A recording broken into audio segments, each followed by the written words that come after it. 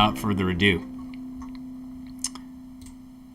All right, playtest number 6, though you may or may not have seen some of the stuff that's already out there talking about what is going on in the world of D&D at the moment.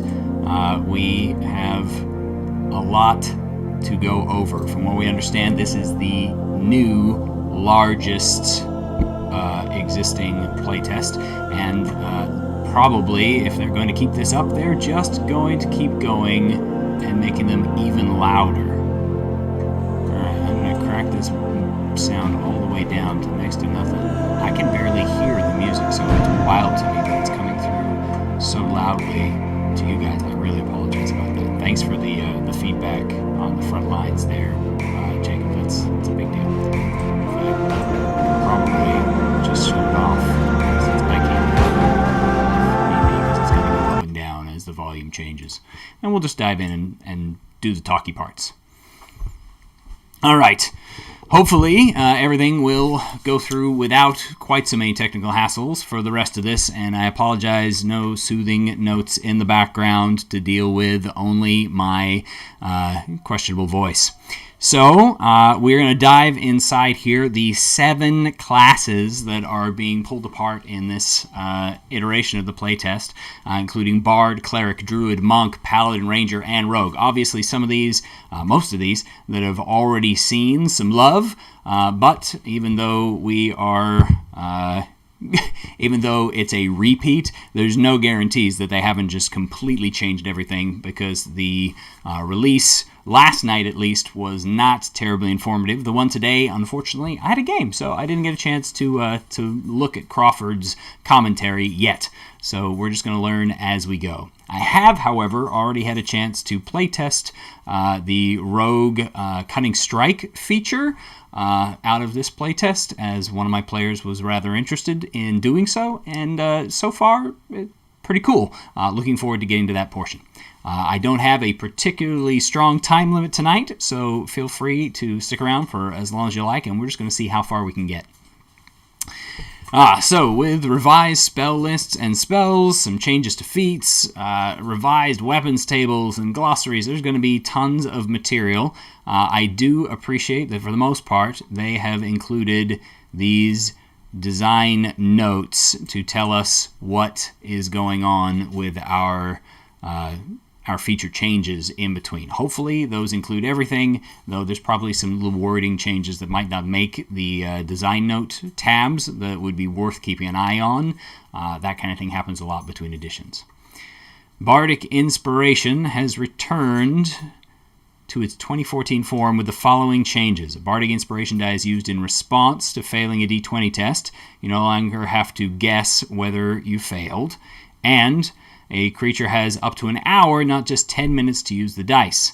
The healing option in the previous Bard playtest has been removed because in playtesting, the healing option was encouraging too much usage hoarding, which easily resulted in the Bard not using Bardic Inspiration at all.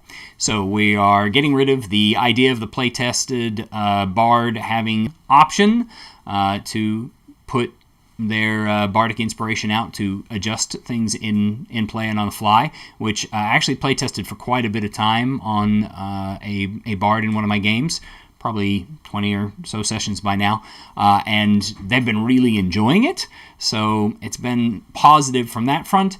It hasn't really had a huge change in impact to the way that the games have run, though obviously it's a little more of a reactive situation, kind of like the Flash of Genius of the Artificer, which, given the flat bonus of the Flash of Genius, honestly just tells you that reactions were an okay option.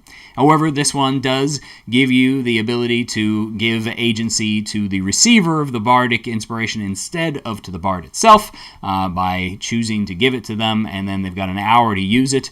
But I feel like the reaction option was honestly more thematic in some ways, of giving them that chance to just like strum out a quick note, shout out a call, and change the situation. Very support class feel, whereas giving the pre-buff that can be used at somebody else's determination doesn't have quite that same feel involved in it. Anyway, we'll see. Spellcasting noteworthy changes. That's code for we put in other changes. Each bard gets to choose whether to use the arcane, divine, or primal spell list. That's a big change. And spell preparation is no longer tied to the level of your spell slots.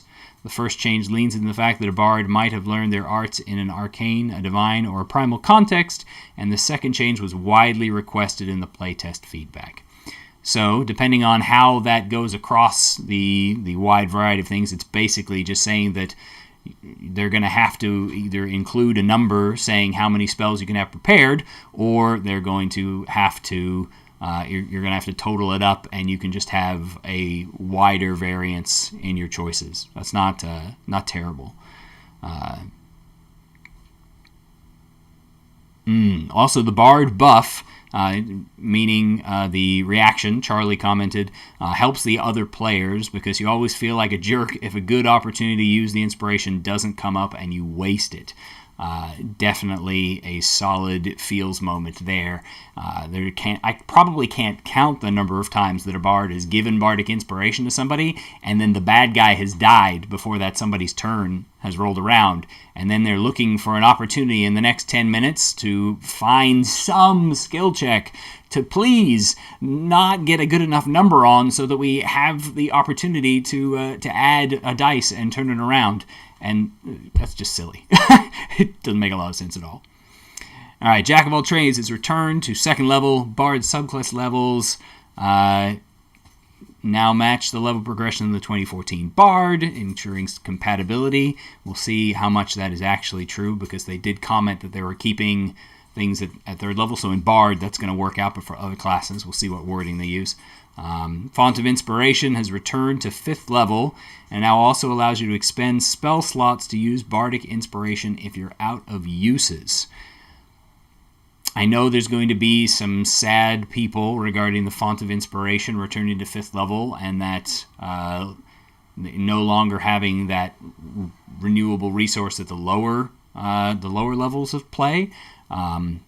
I'm not sure it's not a good thing because it definitely gives the bard that power up feel at the 5th level mark that is kind of that traditional moment of turning the edge from one tier of play to the next. But bards also get 3rd level spells, so 3rd level spells traditionally also have that same kind of power jump to be able to allow that. When it comes to the using spell slots for Bardic Inspiration, that's actually pretty sweet. And not a difficult choice for them to throw in there for people to give them one more option if they'd rather have a Bardic Inspiration over a 1st level spell slot. That's legitimately a cool addition to just give more choices while still tying it to the resource mechanics so that it's not going to just be a carte blanche option. Counter Charm returns and has been improved. It's now 7th level and can be used as a reaction rather than an action. Somewhat of a hallelujah on that one there. Certainly, we have all been sad about Counter Charm for a long time. Magical Secrets has returned to 10th level and now affects your spell choice for all your later Bard levels. Interesting. We'll see what that's worded like. And Word of Creation is a new 20th level feature replacing Epic Boon. Okay, we'll see how that actually works out just because of uncertainty about the 18th level ability for bards. All right, so given these changes, let's take a look at the list here. So now they tell us our prepared spells, and the numbers don't match up directly at the low levels to what you've got going on with your spell slots, and at higher levels it looks like they essentially do just match up to your spell slots. So that's one thing. And if we're saying prepared spells, are we talking daily changing your spells as a bard? Prepared. You prepare and regularly cast. The number of spells in your list also increases. Whenever the number increases, choose additional spells from your bard list until the number of spells on your list matches the number on the table. Chosen spells. For example, the 3rd level bard list of per spells 6 1st and 2nd level any combination.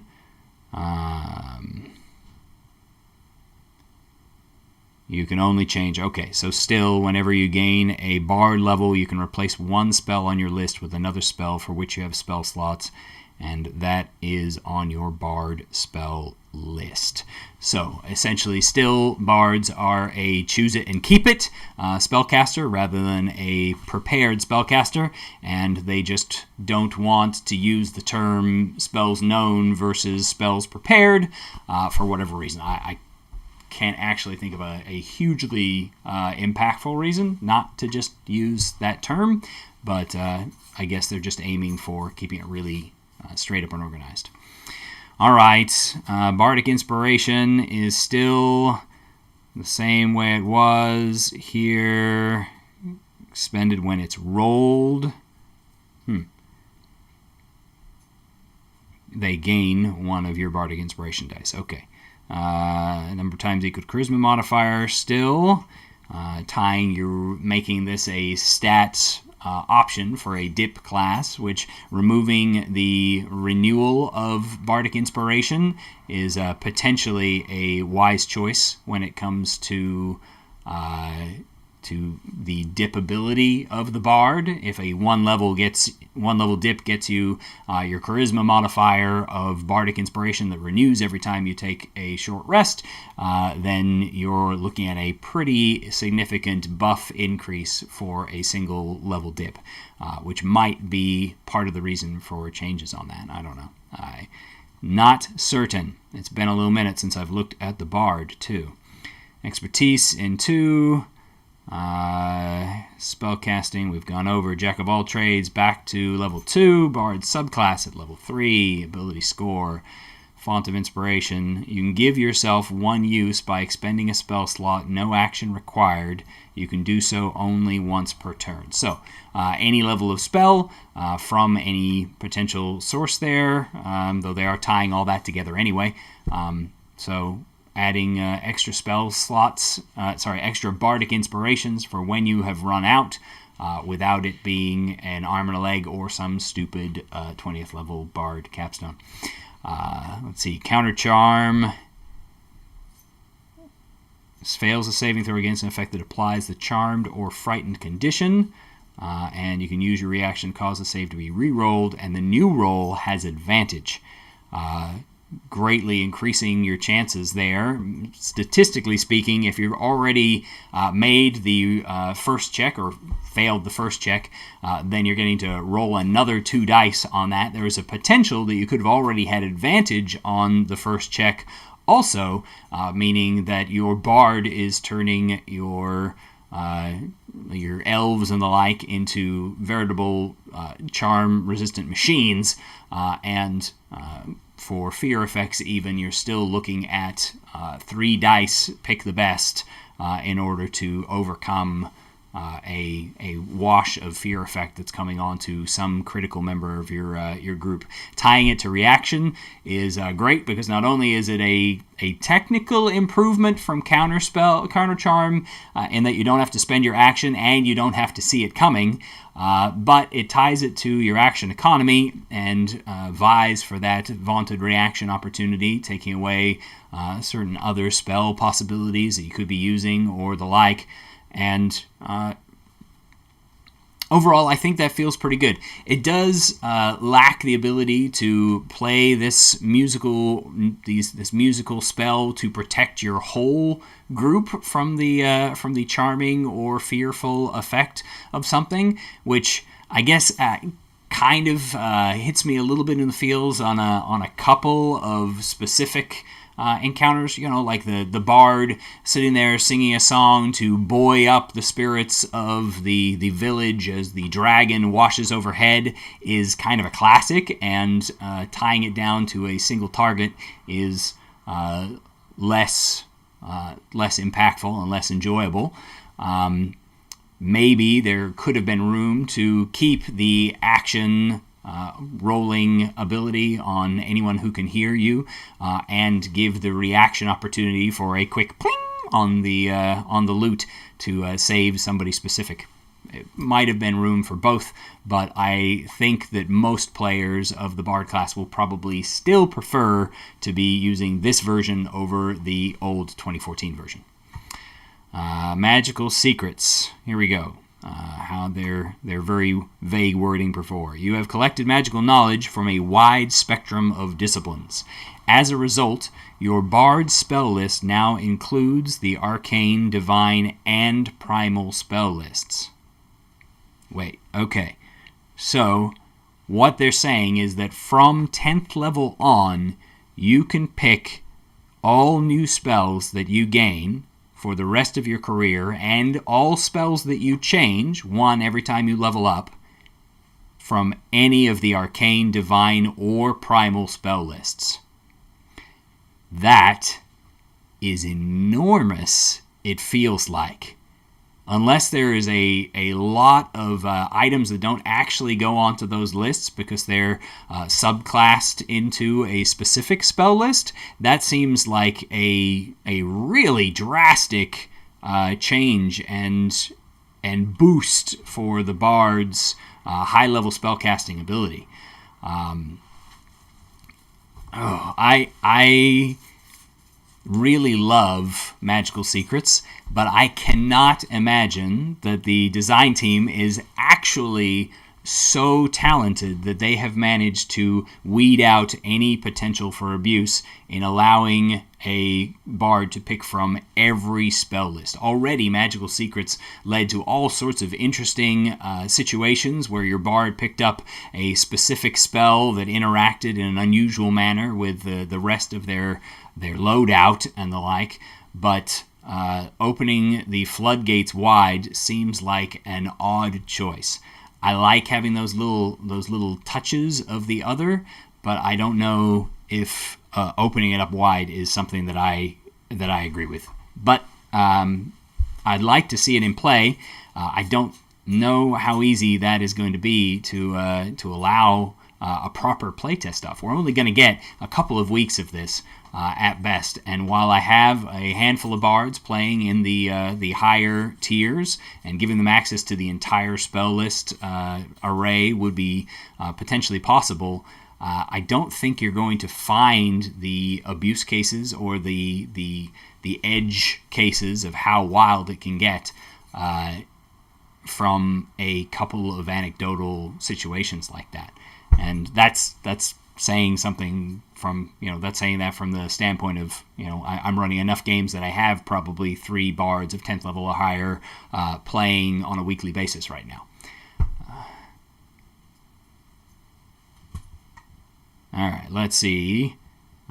Superior Inspiration. When you roll initiative and have no uses of Bardic Inspiration left, you regain 2 expended uses of it. So, though they didn't mention it in the design thing up front, they are leaving the lamer capstone at level 18 and creating a new capstone at level 20. That's something that I'm actually really excited about. I hope they're doing that for all of the classes, though I suspect they're not. But I hope that they're doing that for everybody, because moving some of your capstones down to 18 was really, really cool and gave people a lot of joy and opportunity to enjoy their special best abilities.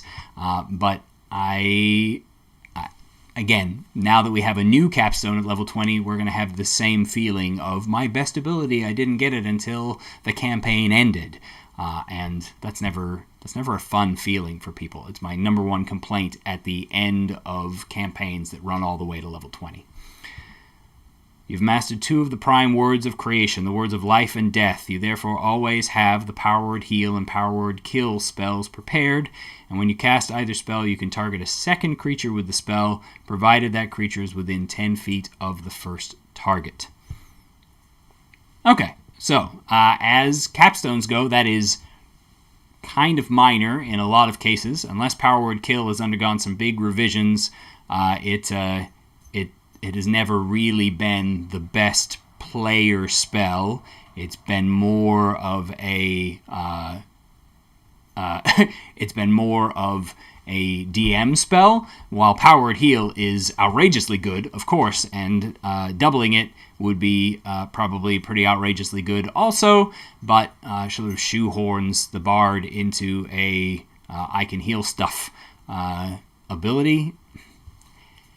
I don't know. For some reason, it seems like Wizards just cannot come up with a cool, thematic, bard-feeling capstone, despite, there's Reddit threads out there they could go to and just shamelessly steal from the community. And I'm pretty sure that they could find a couple of dozen items that felt more on theme and had more enjoyable mechanics and teeth to it than just giving some spells that they're only going to get to cast, a grand total of 1 time per day anyway, because it's not giving them any ability to use Power Word Kill or Power Word Heal. It's just giving them to them as a prepared spell, so they get 1 whole use of this.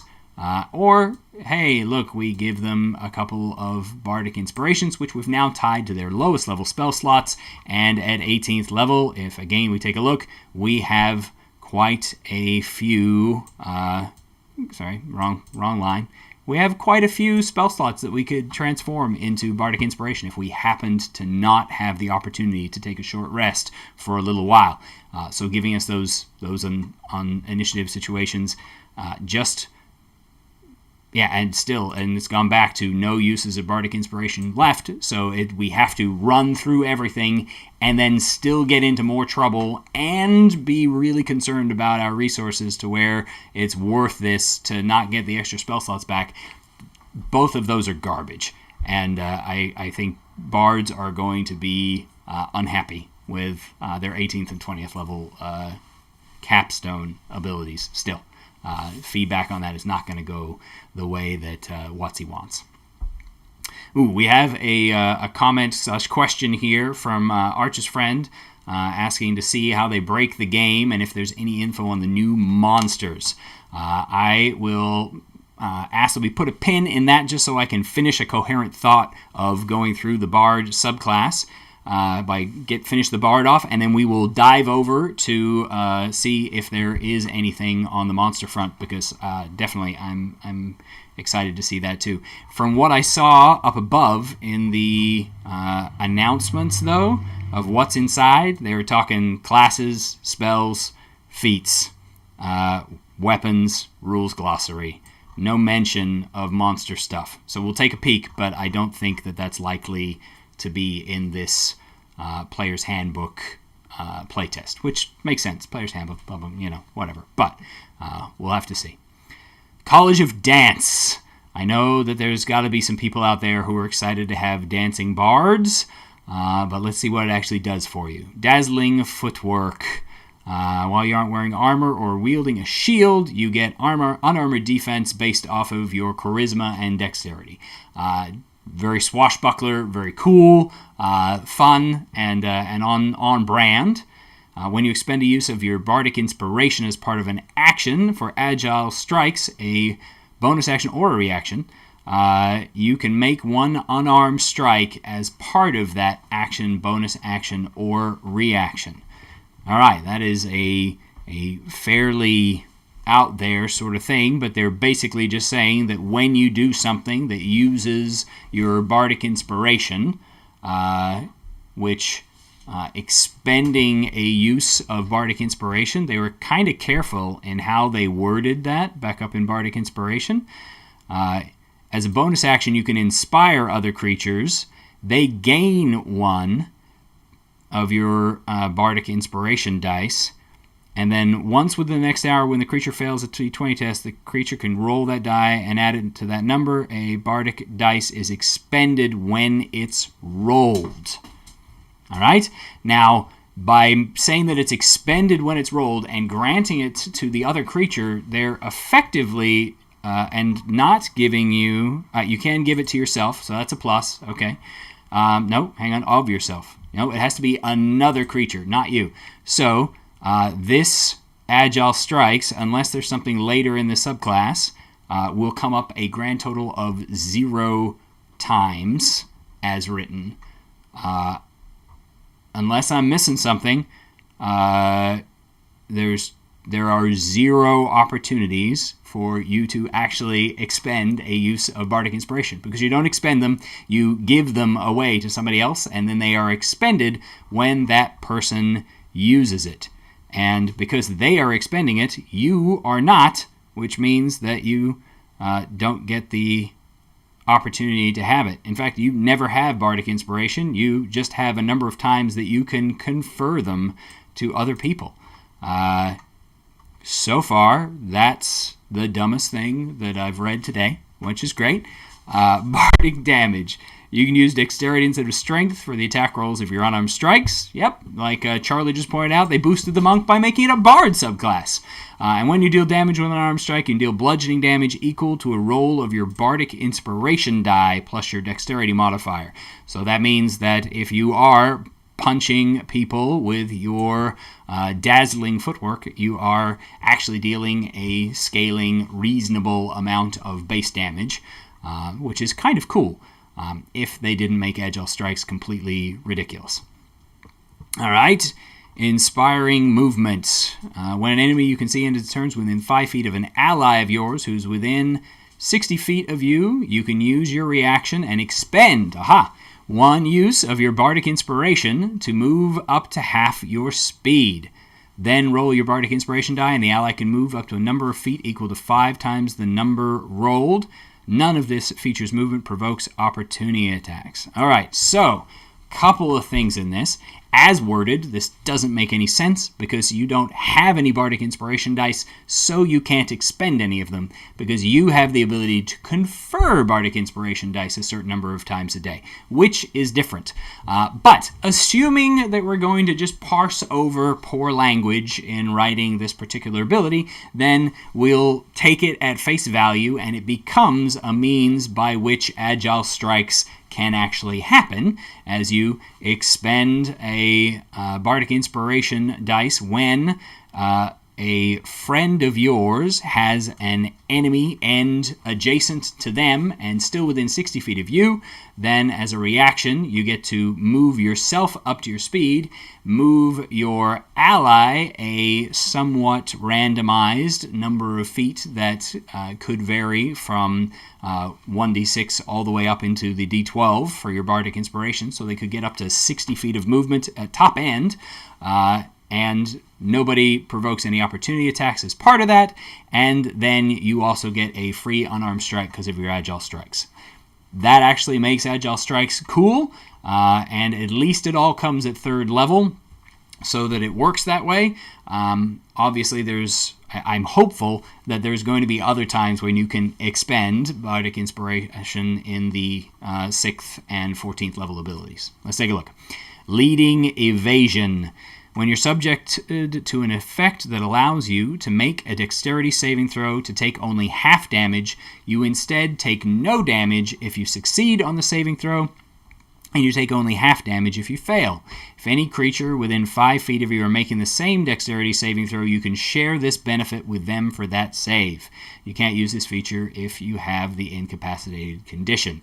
So, essentially, you dance your compatriot out of harm's way by having the evasion feature as it currently works. Dexterity save to take nothing, and half damage even if you fail, and you provide that benefit at no cost in terms of action economy to anybody who is within 5 feet of you, meaning that clustering up to defend yourself against a fireball now works as long as you like to square dance. I don't know, I kind of like it in a weird sort of way. I think, I kind of like it in a weird sort of way. I think that the having it apply to everybody within 5 feet of you is probably a little bit out there, and it does seem weird that you get tougher by grouping up with your allies in terms of avoiding that, but I guess that's similar to the Paladin's aura, and it's going to make you could make a pretty fun Paladin College of Dance like multi-class build that really made it advantageous to cluster up and fight your way through your enemies. That would be kind of fun. Tandem footwork. When you roll initiative, you can spend 1 use of your bardic inspiration if you don't have the incapacitated condition. When you do so, roll your bardic inspiration die and choose a number of creatures within 60 feet of yourself, up to a number equal to your charisma modifier. Each of them gains a bonus to their initiative equal to the number rolled. Holy cow! That is a really big booster.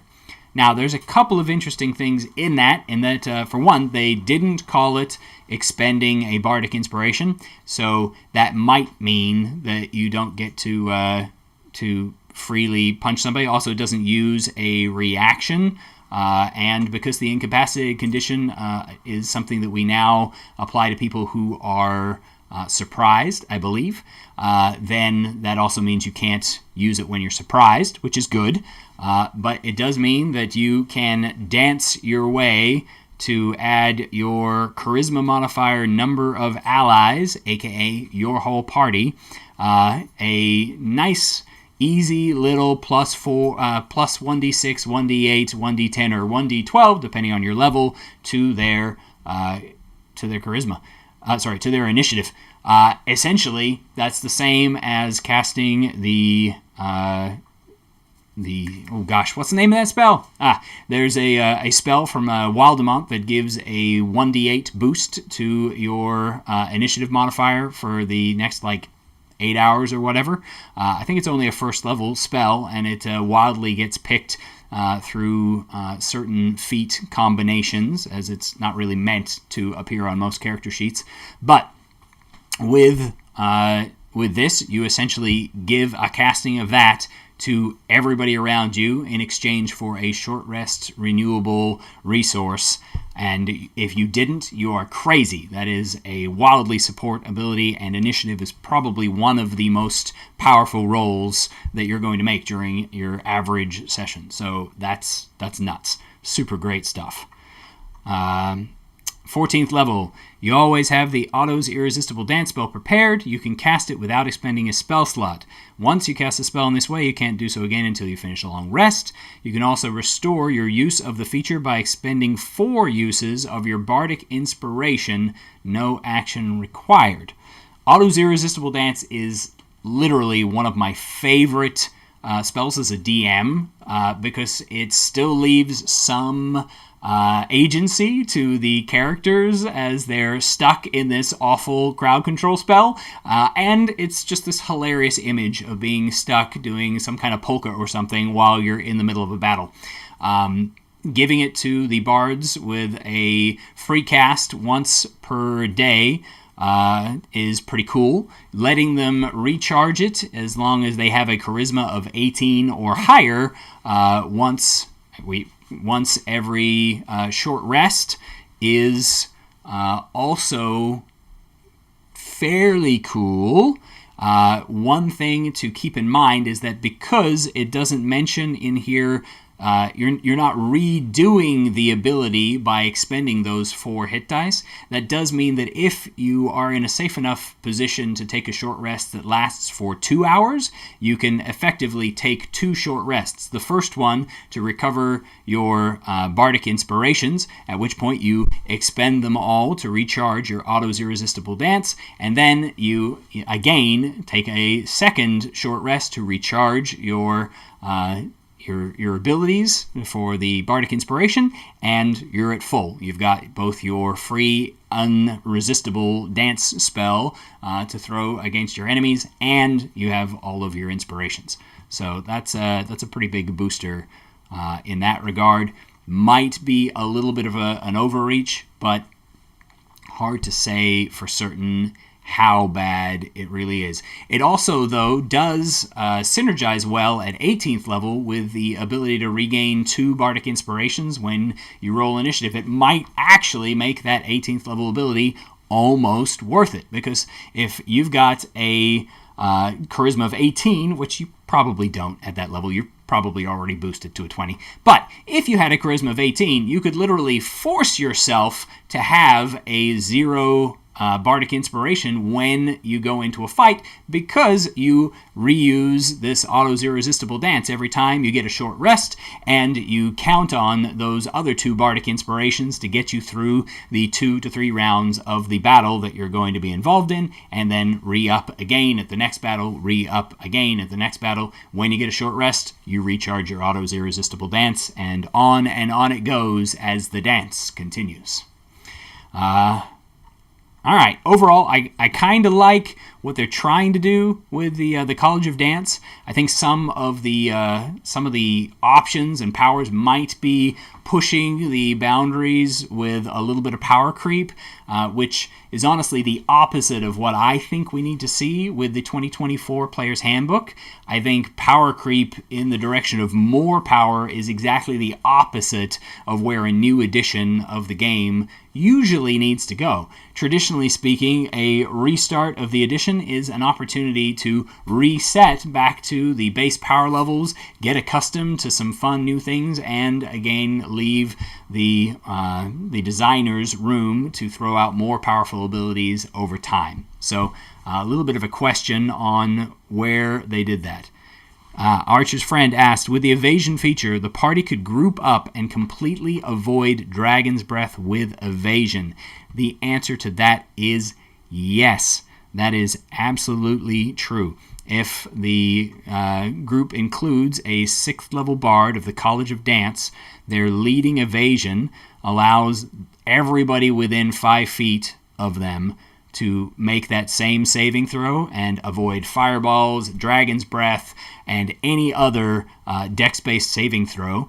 Even if they fail their little square dance move as they do-si-do and do the California twirl, is going to allow them to take half damage from every single time, and most of them are also probably going to have the opportunity, depending on the disparity of levels and everything, to make their saving throw, and any of them who do will take 0 damage from that Dragon's Breath.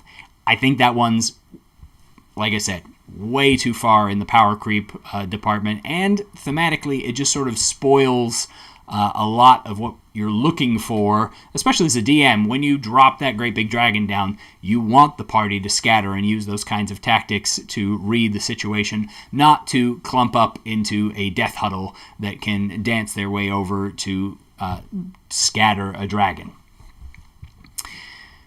College of Glamour. This one already exists. In fact, I have a College of Glamour bard in the game that I played today. He is amazing and loads of fun, and if you ever want to see a dwarf try to be an elf, then Thursday nights are my game, the right place to be.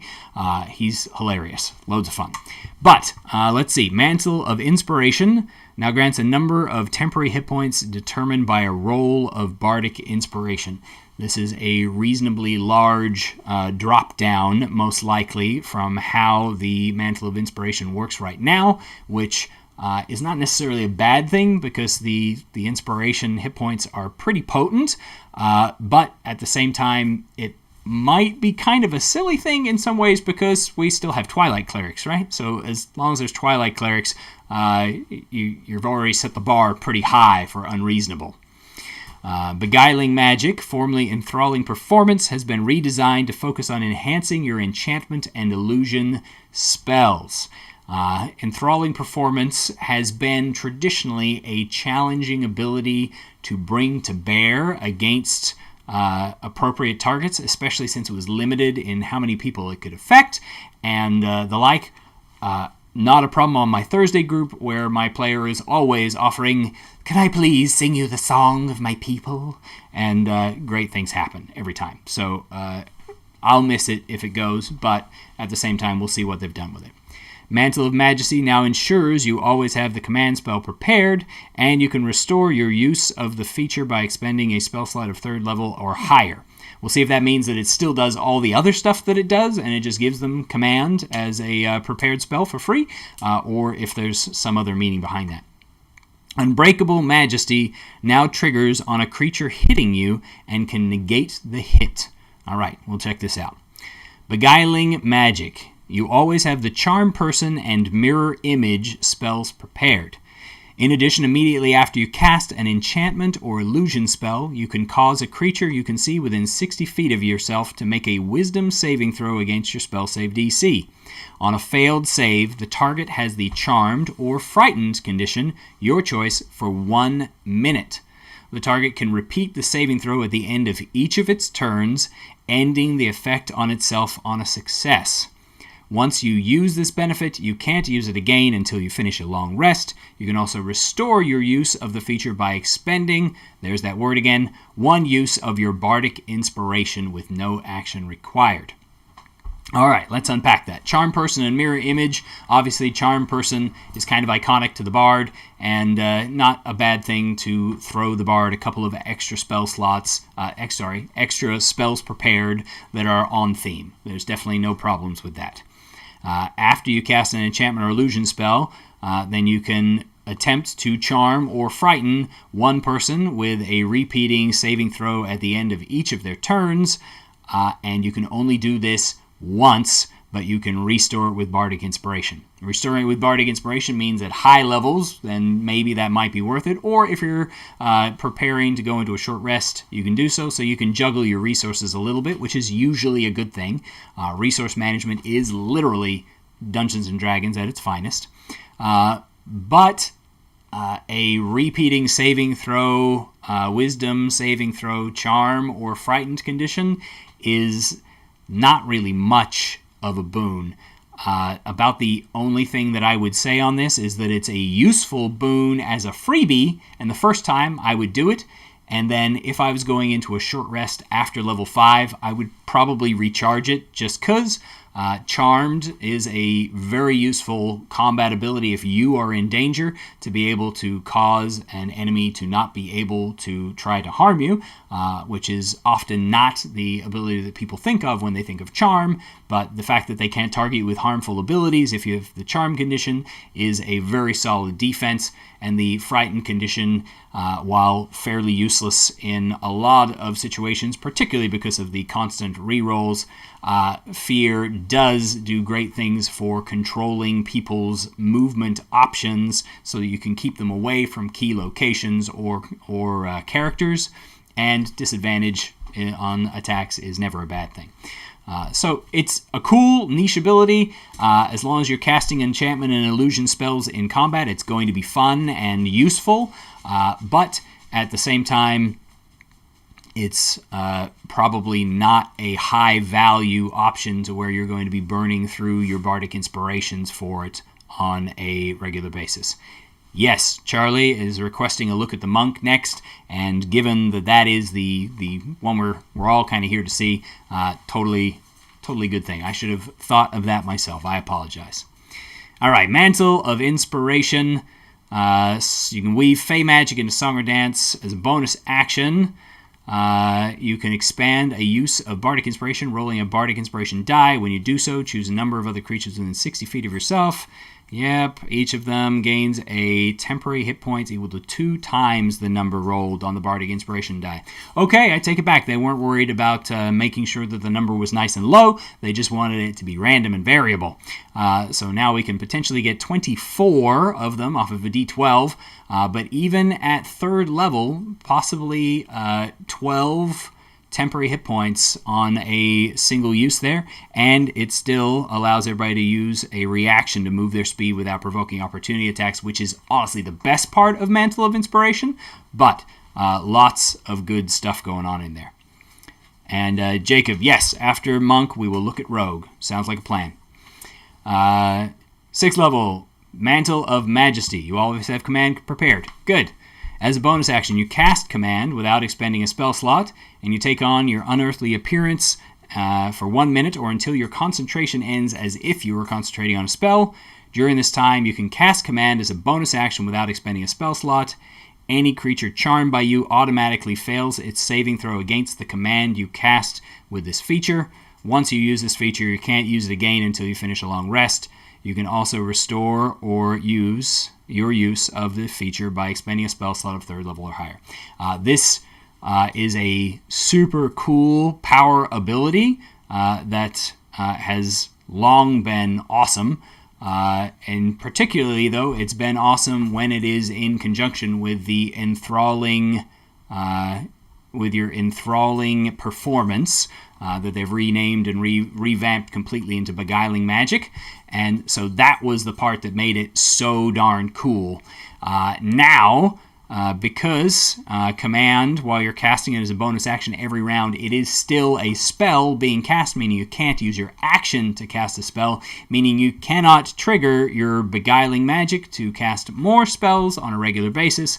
About the only thing that is really solid about this is if you hit an opponent with a charm spell that has a duration beforehand that is unlikely to break, then Mantle of Majesty allows you to 100% lock them down with a bonus action for the foreseeable future, as for the entire minute, every round, your bonus action can cause them to grovel at your feet for the rest of the battle. Which is amazing, don't get me wrong, but without the enthrall thing, it doesn't have that same opportunity to spring it on people, and because it's casting the command spell, you can't re-up charming influences in the same round that you use the ability to put somebody under the influence, and because it requires concentration, you can't pair it with any concentration spell that puts the charmed condition on somebody either. It's got a lot of moving parts in there. It's still a cool ability, and the ability to recharge it with a third level spell slot is not terrible. Unbreakable Majesty. As a bonus action, you assume a magically majestic presence for 1 minute or until you have the incapacitated condition. For the duration, whenever any creature hits you with an attack roll for the first time on a turn, they must make a charisma saving throw, or the attack misses instead as the creature recoils from your majesty, or in my dwarven bard's case, his bounteous chest hair. Once you assume this majestic presence, you can't do so again until you finish a short rest or long rest. So once per short rest, bonus action to basically get an ability for 1 minute that you have to sanctuary a charisma saving throw in order to make that first attack of a round. However, because it says whenever any creature hits you with an attack roll for the first time on a turn, then it is not much of a protection against creatures with many attacks, but it is when they hit you, meaning that if you combined it with a decent armor class, not a bard's specialty, then you would be in pretty good situations. Holy cow, we also have the College of Lore. Main updates, let's just review those. Gone back to allowing any skill to be chosen. Good. Okay. Cutting words can once more reduce damage. The damage reduction was absent in the previous Bard playtest because the now removed healing option in the Bardic Inspiration. Okay. Formerly called Additional Magical Secrets has returned. Magical Discoveries. Okay. And now allows you to replace one of the chosen spells each time you gain a Bard level.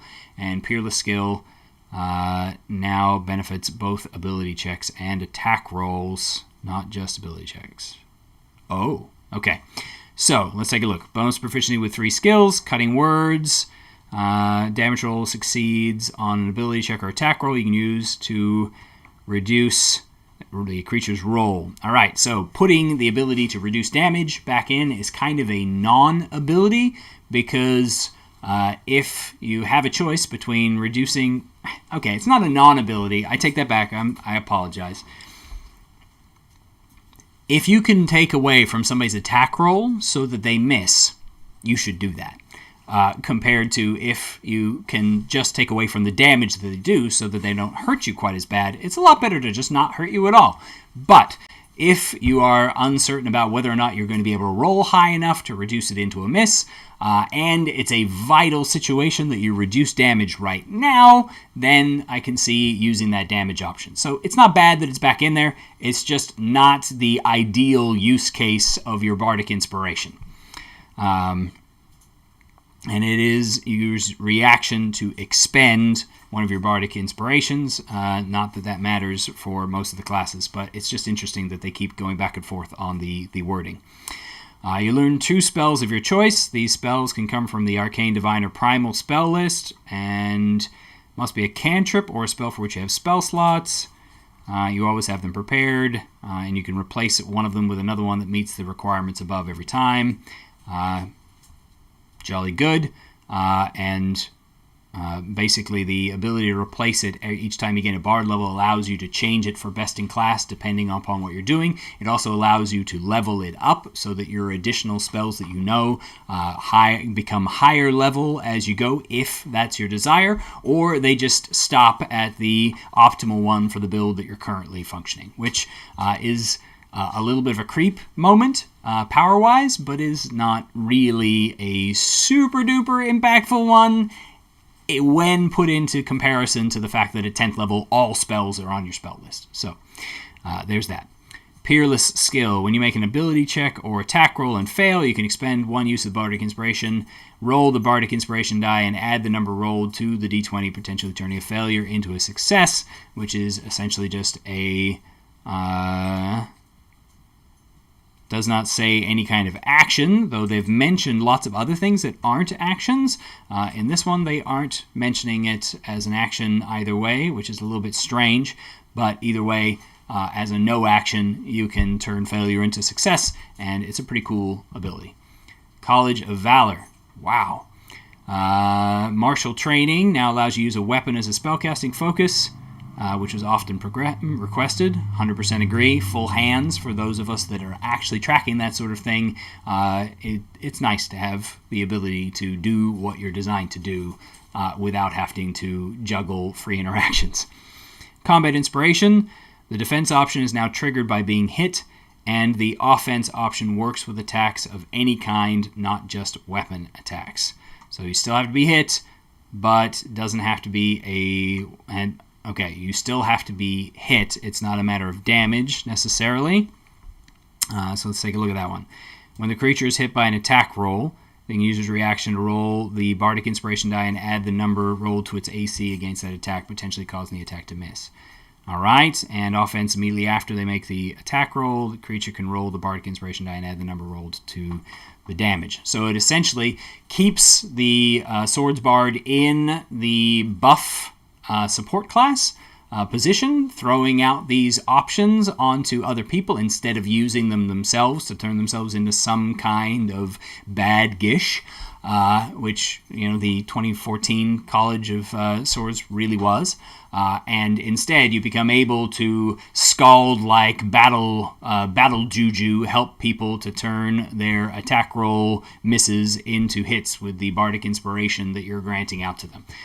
Or turn the attacks against them into misses, which is possibly even more impactful. And they gain abilities and can do the thing. And they can attack multiple times, and if they cast a spell, they can attack as a bonus action. All right. That's the Bard. And wow, going through that takes a while, and there is so much to go through on this stuff. So we're going to jump ahead to some of the most requested and see what we can learn about those, because I'm going to eventually run out of the ability to speak. Questionable how long that will take, though. I talk too much. Sorry. Yeah. All right, let's see if we can track down. We got druids, but we want more in the M's. MNOP, baby. Almost there. Almost there. Monk. All right. The monk. Here we are, one of the most debated what they were going to do, whether they were going to buff or nerf. You just had to figure out which camp you're in on whether or not monks were already powerful or not. Let's see what horrible things they do to the monk to make us all cry in our Cheerios, or what awesomeness they add to the monk to make us excited about playing a martial artist. I've always wanted monks to feel like Jackie Chan, and I've never really felt like that was quite it. Let's see. 25-ish, 28-ish. All right. Monk updates. Martial arts. Can you say what you think about monks at the moment? Okay. Charlie asked before I start that I give my current thoughts. I am of the camp that believes that monks are are actually a really powerful class with tons of flavorful abilities, lots of options in combat and out in some cases, though they lack, like most of the martial types, they lack the broad utility that spellcasting obviously brings to the table. They nevertheless have these special niche abilities in there that make them kind of outrageous, and monks should be feared by so many because the stuff that they can pull out is so wild and crazy. People are always like, man, monks are just so trash. And I'm like, okay, who else can at first level hit you with a two-handed quarterstaff and then still kick you? And then a couple levels later, they can attack 3 times earlier than anybody else in the game, and later on 4 times reliably for a long time. And then Stunning Strike, do I even need to go there? They've got some serious power up their sleeves when used strategically, and some of the subclasses are awesome and crazy. I am not of the camp that thinks that monks are underpowered in the current edition of the game by any stretch of the imagination. I think that there might be people who see the handful of minor weaknesses in monks, or vulnerabilities might be even a better word, and they jump on that like it's a huge thing. People who think that monks don't have enough key points, even though they're restored on a short rest, that stuff is wild to me. I just don't even understand where people are coming from on the monks are underpowered front. And I've got a number of monks in play in campaigns running the gamut of levels and have watched them level up, kicking the tar out of things constantly, and smart monk players make smart monks, and a single class monk is a thing to be feared. Even yours, Charlie. All right. Martial arts starts with a D6 rather than a D4, and the die applies only to unarmed strikes, not weapons. Weapons are now enhanced by weapon mastery. To keep up with other classes, the monk's unarmed strikes needed this damage boost, which goes up to a D12 rather than a D10. I don't necessarily agree that they needed the boost there, because a monk starting out using a weapon and transitioning to fists worked out okay, but I do agree that it's actually not a bad change, because a D6 base damage means that you don't have to feel like you have to start out with a weapon. And for a lot of us, that's just not the fantasy that we're bringing to the monk. And honestly, that 1 point of average damage difference is not going to make that much of a difference to what you're doing. It just doesn't matter that much. So I'm cool with that. Some good out-of-combat utility would be great, Charlie. 100% agree. I doubt we're going to see that, just as a horrible prediction. I'm sorry. Weapon Mastery is now a first-level weapon, giving you new ways to use weapons. Martial Discipline, formerly Key, gives an improved version of Step of the Wind, which now lets you take both the disengage and the dash action. Okay. So we can avoid any kind of consequences, and we can move at double speed while doing it. Holy moly! Deflect Missiles has been redesigned, making it easier to use in more situations and to deal more damage on average. More combat boost. Heightened Metabolism is a new 7th level feature, making it easier for the monk to regain discipline points and gain other benefits of a short rest. Whoo-wee! It sounds like the monks are getting a boost. Stunning Strike can now be used only once per turn, and the stun lasts until the start of your next turn. I can't say that is not a music to my ears. I know there's probably some monk players right now who are breaking steel boards with their bare hands, and I don't even know how you make a steel board or how you would break it with your hand. But I imagine some really sad monk players over that one. But goodness gracious, giving yourself advantage on the ability to hit the guy so that you could again put that same effect on him was wild. And 1 check per turn, please. Yes, I'm a huge fan of that without any further reading. Empowered strikes, formerly key empowered strikes, as we try to avoid anything that might offend anybody, I suspect is the reason to move away from the sort of Eastern mythology wording, right? Now lets you deal force damage. Okay, force damage is amazing. We'll see what that looks like. Acrobatic movement is the new name of unarmored movement. Self-restoration replaces stillness of mind, purity of body, and timeless body, and it allows you to remove the conditions as a bonus action, not an action.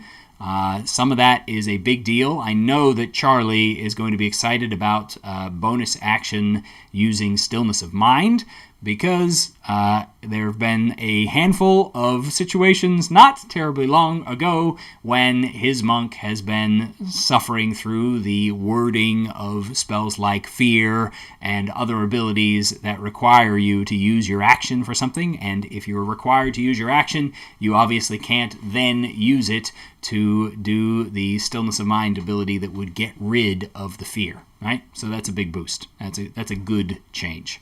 We'll see how it looks on the other things.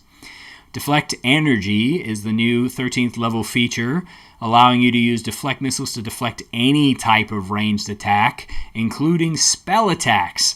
It replaces Tongue of the Sun and Moon, one of the lowest rated monk features and also one of the absolutely best monk features that gives monks utility out of combat. Sad face, but that's okay. So, 13th level gains more combat stuff, as the monk is now able to turn firebolts back on their casters, and so on and so forth. Disciplined Survivor was formerly called Diamond Soul. Again, we're just sort of refluffing. Superior Defense, formerly Empty Body, has been redesigned to not rely on spells. I don't know how that makes sense from what it was before, but we'll see how that goes. And Perfect Discipline has moved from 20th to 15th. And Defy Death is a new 20th level feature. Charlie in the chat there. Deflect Energy is super cool, but Tongue is the coolest ability that Till, his monk, has. Total miss by Watsy. I am with you, Charlie. I am with you, Charlie. Total miss. I realize it is probably low rated by many a player or many a DM, but not because it's bad, but because those players or those DMs are not using that. Not to mention that at 13th level, heck, most of these guys don't even play that higher level. It just doesn't happen enough. It's a great ability to give the monk some opportunity to stand as the intermediary, especially with how broad its wording was, that you could speak to creatures that there was just no other real way that you could have that kind of conversation with them other than having a monk as the diplomatic intermediary. It was so good. I'm really sad to see they're trying to take that one away. All right, let's take a look at some of these abilities and what they've done to change them. We're not going to go through quite as tight as I did on the Bard because I'm realizing that that's just a way to go mad. So we'll take a look at the ones that have specifically changed and the big changes that they've done to it. All right, Dexterity. So, okay, that's all pretty much the same there. And yeah, Archer's Friend. The monk is written as awesome. 100% agree with you. Totally is. Monks are great. Your training with weapons allows you to change the kind of simple weapons that you use. No big deal there. Okay, Martial Discipline. Did they actually change these? Flurry of Blows, Patient Defense, Step of the Wind. All right. Still refreshing on short rests. Good. And the DCs are still the same. Flurry of Blows is still the same. Patient Defense is fine. Okay, Step of the Wind. 1 discipline point to take both the discipline and dash actions as a bonus action, and your jump distance is doubled for the turn. Yeah, I think we've already pretty much covered how wildly crazy and impressive that one is. It's just a power boost, making it to where you no longer have to choose between getting that long extra distance that you needed to get into combat or being able to get into combat and get out of combat in the same round. Now, even if your target is say 10 feet further away than you could have reached with your on-foot running speed, which is already really fast, then now you can both reach him and get out of his reach in the same round. It's just power creep. It's just added power. It's cool for the theme of the monk, but there's no need to take away that decision point and no need to just boost the power level. I don't think it was necessary. Deflect missiles. They said they changed this. Reaction and attacks that deal bludgeoning, piercing, or slashing damage. When you do so, the damage you take from the attack is reduced by 1d10 plus your dexterity modifier plus your monk level. If you reduce the damage to 0, 1 discipline point can redirect the attack towards another creature. Choose a creature within 60 feet of yourself that isn't behind total cover. Creature must succeed on a dexterity saving throw or take damage equal to 2 rolls of your martial arts die. Damage is the same type dealt by the attack. Okay. Alright,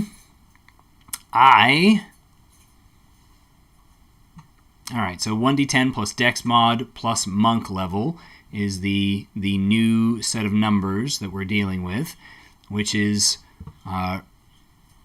not anything tremendously outrageous, and 60 feet, and it's a dexterity saving throw, so there's no longer the you making a dice roll to see whether or not you hit the target, and it's a flat number, which simplifies and does make things easier on that front. It doesn't do any damage if they succeed, so there's still a chance that you spent a key for nothing, and making it bludgeoning, piercing, or slashing damage has some odd edge cases.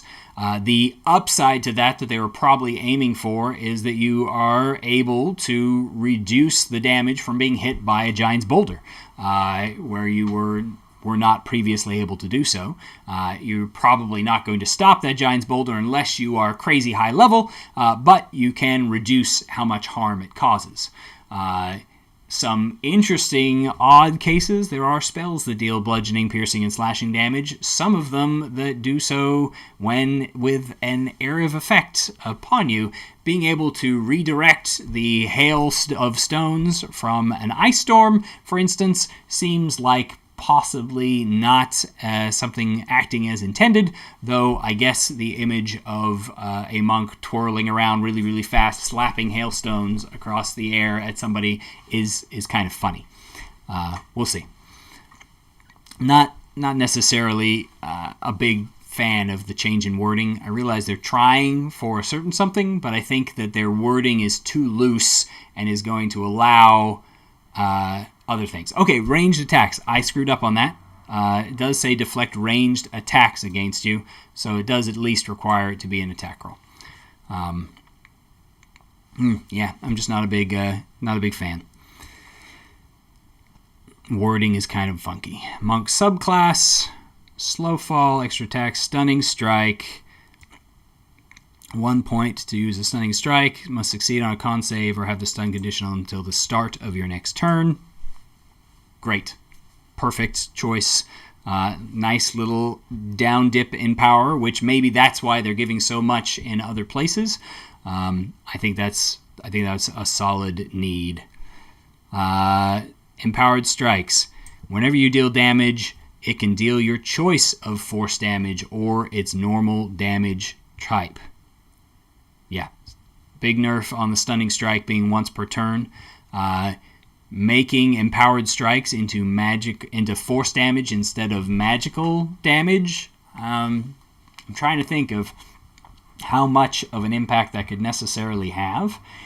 It does mean that if you do go up against one of the very, very rare things that doesn't take full damage from force damage and also doesn't take full damage from non-magical weapons, that your punching monk will do less damage.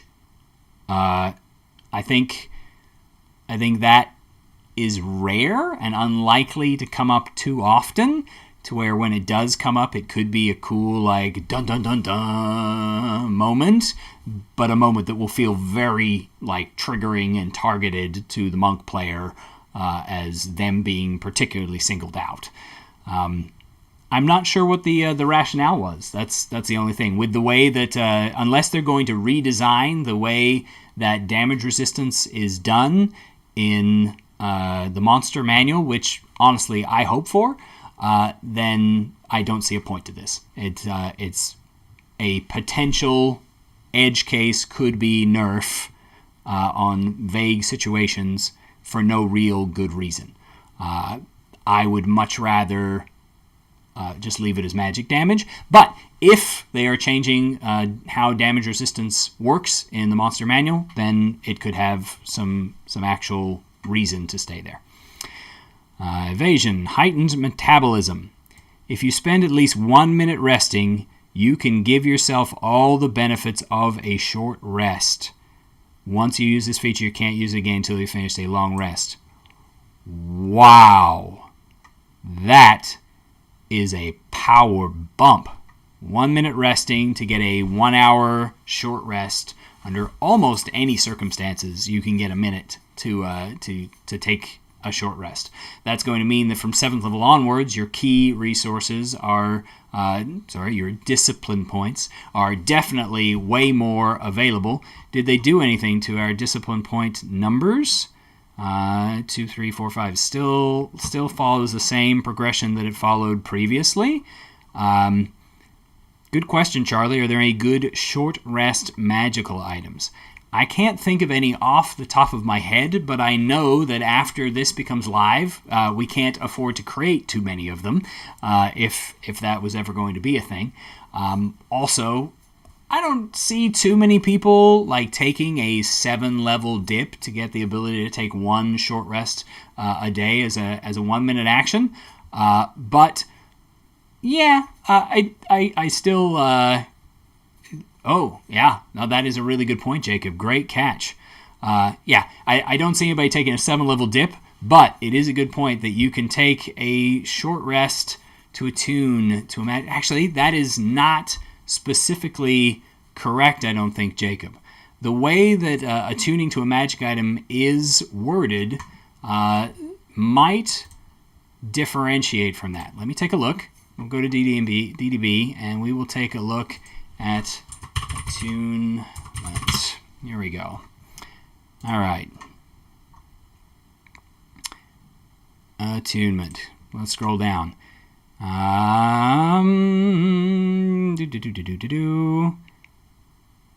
Nope, you are 100% correct. Take a short rest focused on only that item while being in physical contact with it. That is a magic item juggling dream right there. Admittedly, only once per day, but there are certainly times when that could be pretty cool. I see this as being an unnecessary power boost, but that is just what it is. It is a boost of power. It's offsetting the nerfs that they put into Stunning Strike, but was Stunning Strike worth all of the power bumps that have been put out there is the question that we have to ask. And so far, I'm not thinking so. Acrobatic movement, they literally just changed the name, I think. So it's not so big a deal. Self-restoration, they combined a few things. You can use a bonus action to remove charmed, frightened, or poisoned, and you don't get exhaustion from going without food or drink. You used to gain immunity to disease because the word disease doesn't have a solid meaning in the rules, and for years the rules have delivered disease-like effects through the poisoned condition.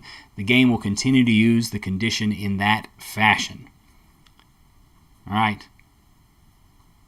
Yep. All right. So, interesting enough, I ran into one of those situations today where it sort of occurred to me that for some reason, harm, the spell harm, should not work on paladins and monks that are immune to diseases, the way it's written. So I can see why they're trying to normalize and clear up those kinds of pieces of confusion. And I love the bonus action ability to use the Stillness of Mind feature, and instead of being immune to poison, having the ability to get rid of the poisoned condition as a bonus action feels actually way more on brand to me. It does mean that this might be another secretive nerf here. Unless I'm mistaken, monks can now take poison damage. That was not a thing after a certain point for monks previously. So that's kind of a...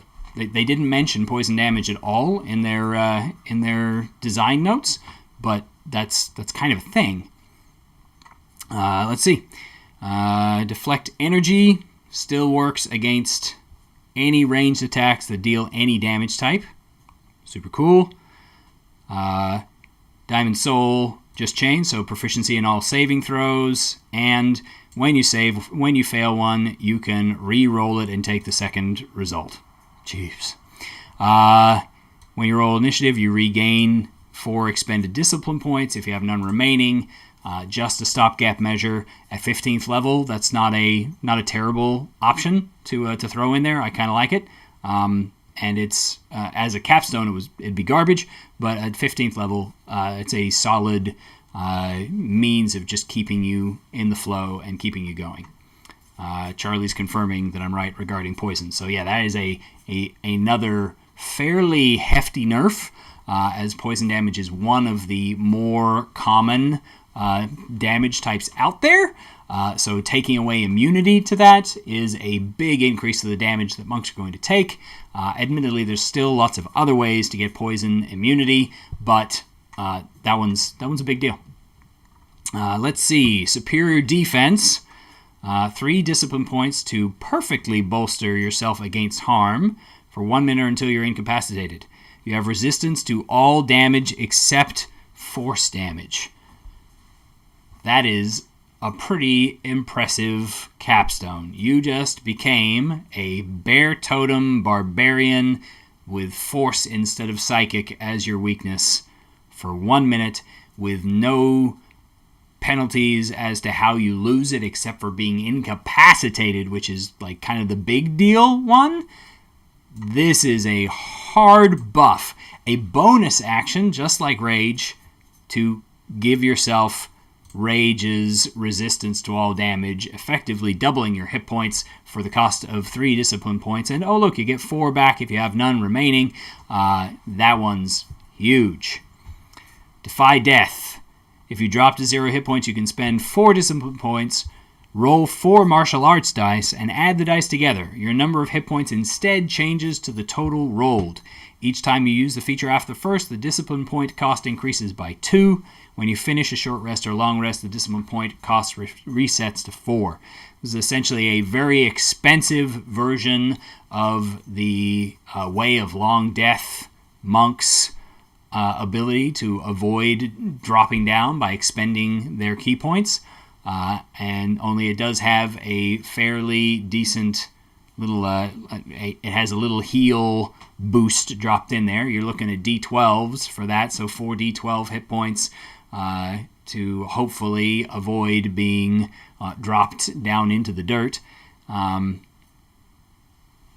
I guess if we're trying for 20th level abilities to be kind of a nominal upgrade like we saw in the Sorcerer, then that one's not bad. It's a cool once a day-ish. Well, I mean, you can use it after rest, so you can use it anytime you want. But it's a cool, limited ability that has some option to be fun and to stick in there, kind of on brand. I think Words of Creation could use a little bit of tweaking to be more on brand like this Defy Death is, but it's okay. And as a 20th level ability where you're going to get to that level and you're going to be finishing your campaign, you don't want your 20th level ability to be so good that you've been salivating for it for the other 19. It's going to take a bunch of fighting to grind through all those key points. It is a fairly true statement there. Now, admittedly, we're going to see a lot of situations. We no longer have the... we We no longer have the situation where a monk is going to burn all of their key points going Stunning Strike ham on their target to burn through all your legendary resistances, or to try and make sure that they lock down a room full of people, because remember, they get 4 attacks. That's a lot of chances to Stunning Strike somebody. But that also means that their key points are going to go a lot further than they used to in those situations.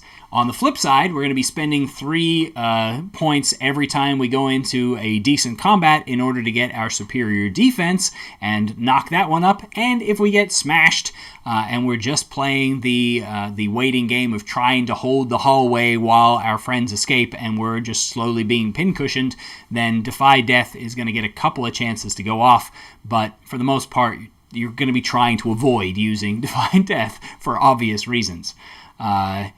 We might see what happens, as Charlie's pointing out, with the subclasses to see whether they use more key points than they used to. But we'll have to come to those and see what they look like.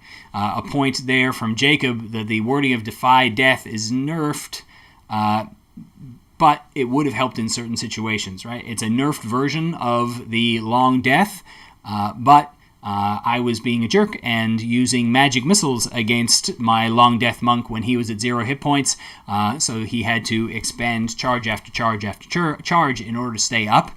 Technically, this is still nerfed compared to that, unless I'm using 2nd level or higher spell slots, because we're still talking 4 points, but instead you'd be using it once and healing enough from the damage to probably not have to use the ability immediately again right after.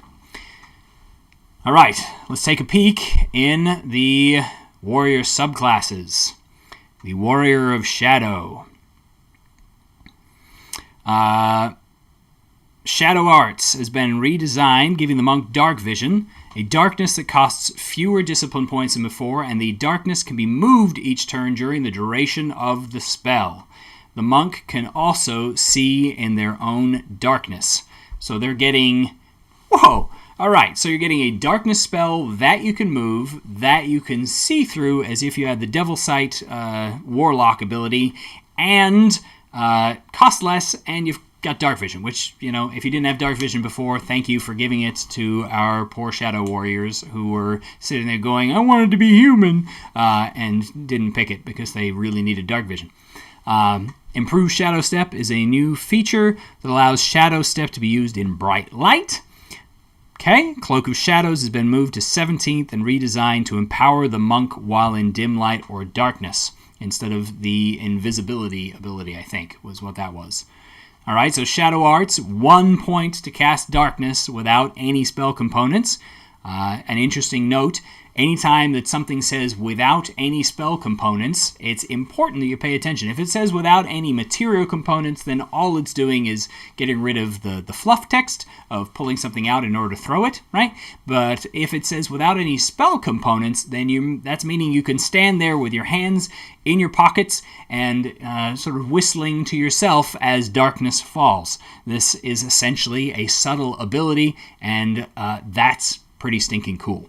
Now, admittedly, you might choose to say that it requires some certain action or has visible signs that it's oncoming, but the rules do what they say they do, which means if they don't tell you that that's actually happening, there's technically no outward signs by the rules as written that you are casting.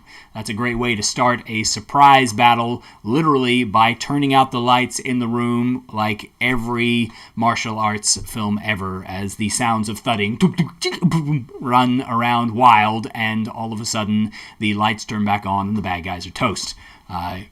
I honestly want that scene in my D&D game now, so that's cool. But it's powerful. While the spell persists, you can move its area of darkness to a space within 60 feet of you at the start of each of your turns. Very cool, very flexible, very powerful.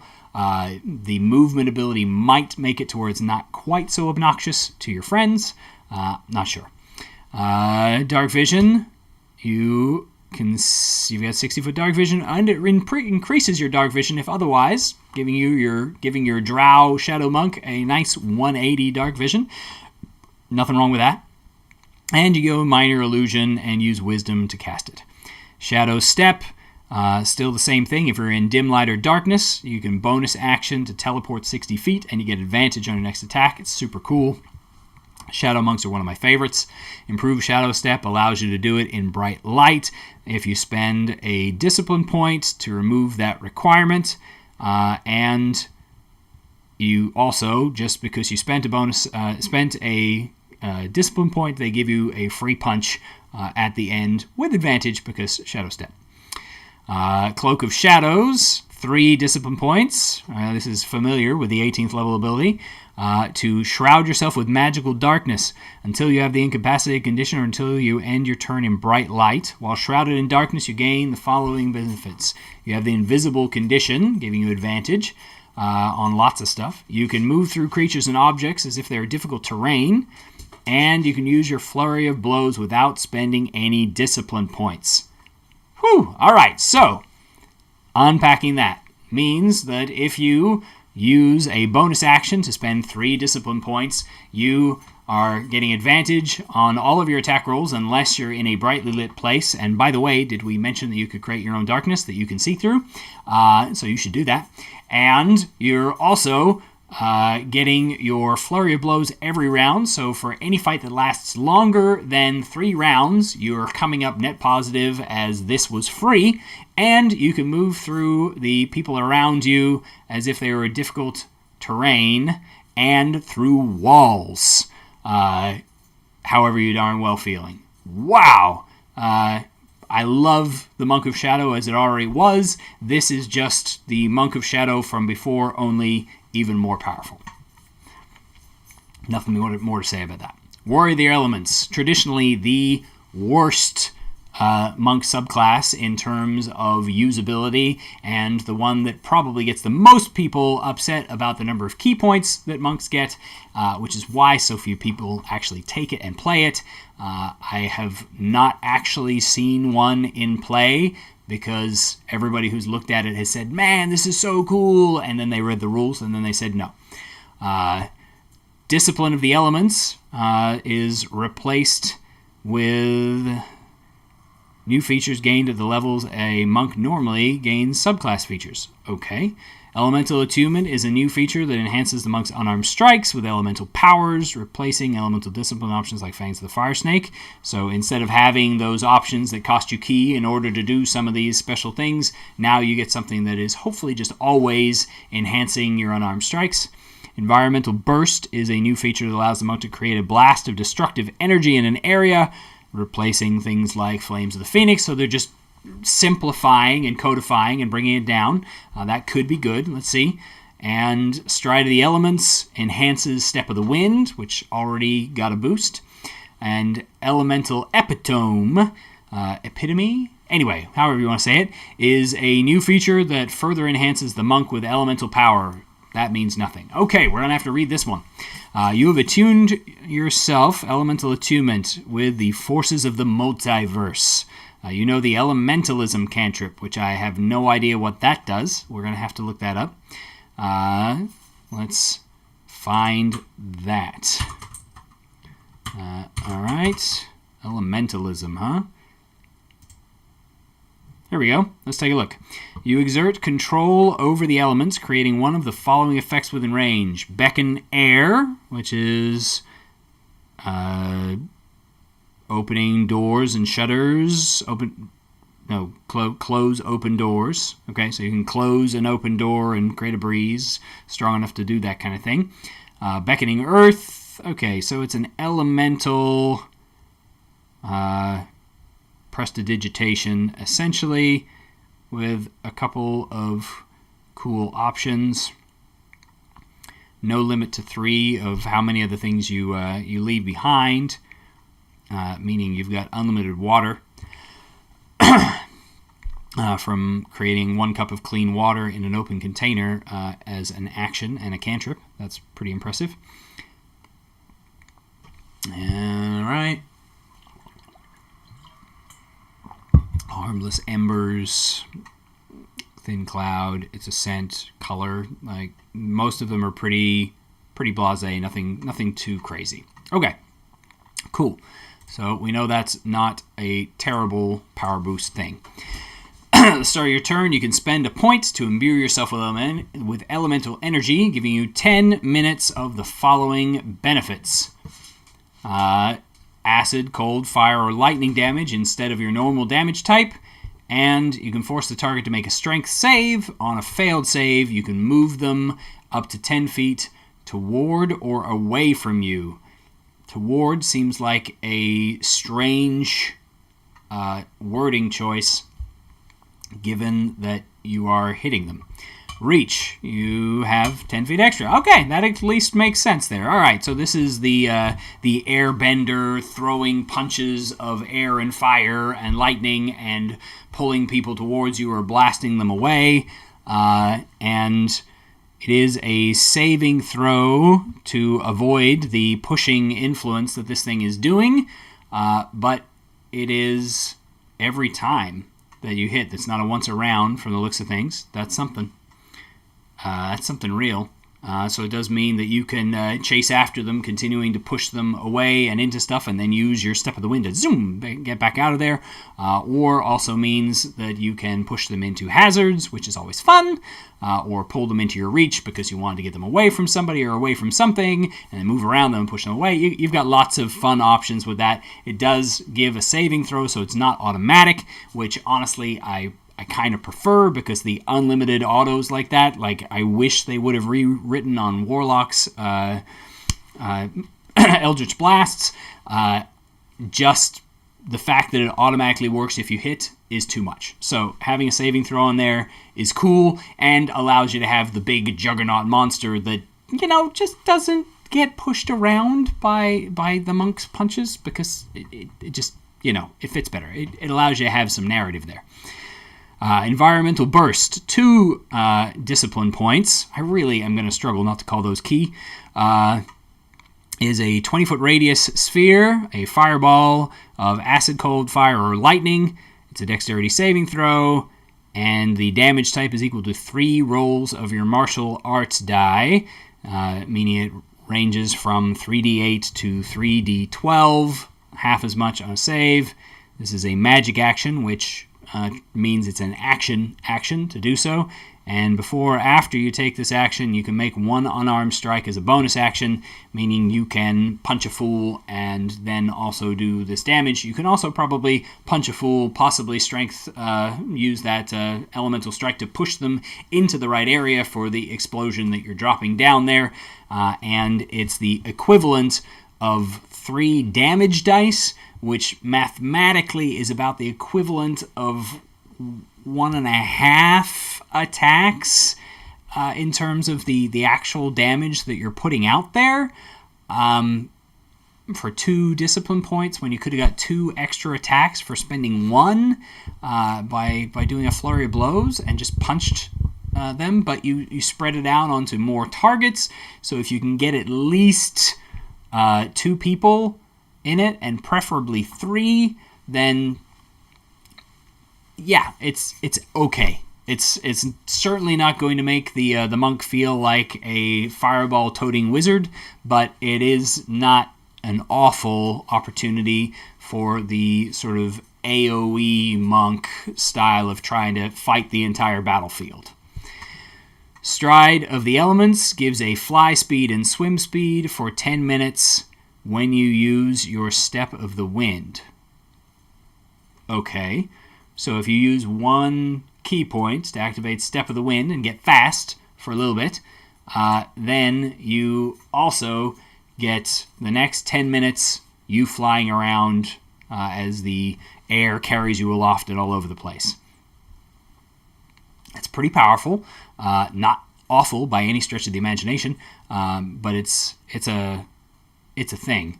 And swim speed is a nice touch, because we always forget about underwater encounters. So it's kind of cool to throw that in there. Interesting. Not sure how I like that one. I kind of like that they tie it to Step of the Wind, but it's such a trivial cost for 1 bonus action, 1 key point, that seems way powerful. Like, you're going to be able to not only, given the fact that you're pushing people away from you, you're mobile, you're fast and everything, you're now just this flying monk who is constantly punch him around, fly, and then up in the air. You're basically flying all day long if you really feel like it for one key every 10 minutes in order to do that. Not to mention the fact that you've just used Step of the Wind, so your first use of it is with dash and disengage. So you're just that monk that goes flying in there, pummel, pummel, pummel, out into the air, out of reach, untouchable, and able to fly off or do whatever other shenanigans, including continuing to punch them from 10 feet further away, 15-foot range on your punch attacks.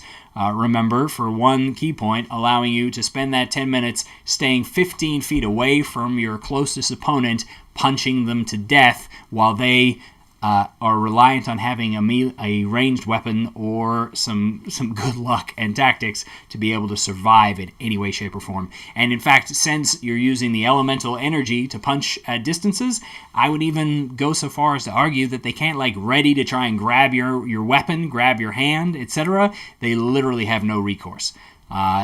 Admittedly, that's the case even if you only have the elemental attunement ability because of allies with the fly spell. That's really wild. Elemental epitome.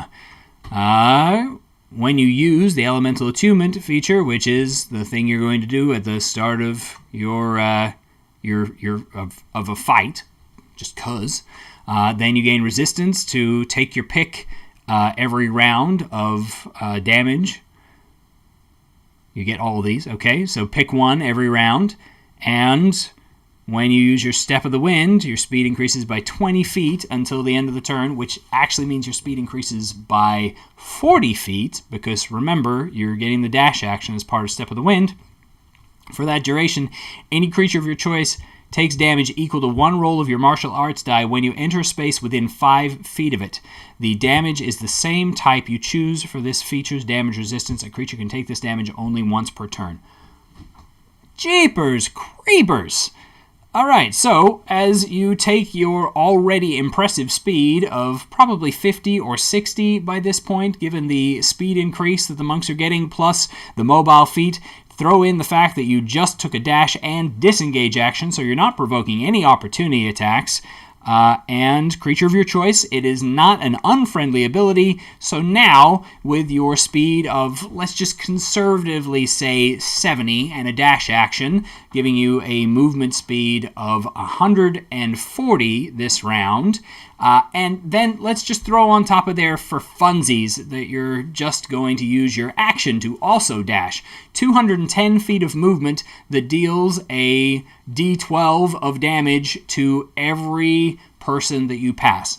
Your monk literally, and you're flying, your monk flies over the top of a small army of goblins, commoners, orcs, whatever, and demolishes them. That is a crazy opportunity and option there. Throw in, like Jacob's popping out in there, the something like if you can find a means of getting a Chardalon Stride onto a 17th level monk, you can add that extra damage and speed on top of all of that nonsense. And honestly, if you want to, you can just be smart about it and not do the double dash action and just do one dash action, go over and hit every single person in the fight, however many that might be, and then get back to the real battle, and you've still got your action and bonus action to do. You've still got your action remaining to do your 2 actual main attacks to push the guy into whatever effect that you want or position him. This is wild. Holy cow, this is wild. Comment there from Stargate Mind. This monk is weak versus archers. I wouldn't necessarily go so far as to say that the monk is weak versus archers. I would say that archers can hurt it. That I will agree with you on. Admittedly, you can still catch their arrows, fling it back at them, and stab them in the face with their own arrow, because you're a monk and you're cool like that, but and of course you can still go flying right into them there and kill the archer without actually provoking from any of his friends in the process. So there's a lot to be said about that. Wow. Kensai Archer will shred the monk. Now, definitely, if we're talking some PvP action, then all sorts of bets go out the window when you're talking to that. However, I would say that the Kensai Archer might struggle to take out one of these kinds of monks, given that monk can fly, let's conservatively say, from the 65-foot away piece of cover to pummel you twice in the face and then still make it back to total cover where you can't be shot at. So there's definitely some opportunities in that, but I try not to get too far into the weeds with PvP because, frankly, that's not the game that we're playing. We're playing a cooperative game. Most of the players are supposed to have completely cool or indifferent abilities from what the monsters do, but being able to jump out a huge distance from behind cover makes a big difference in the battlefield. On an open plains with some distance between them, all bets are off, and all sorts of things are different depending on the circumstances that you find things in. And hey, opinions are always varied. Everybody's got their own opinion, and that's cool. I'm okay with that. Empowered strikes, I missed that on Elemental Epitome. Also, once on each of your turns, you can deal extra damage to a target equal to one roll of your martial arts die when you hit it with an unarmed strike.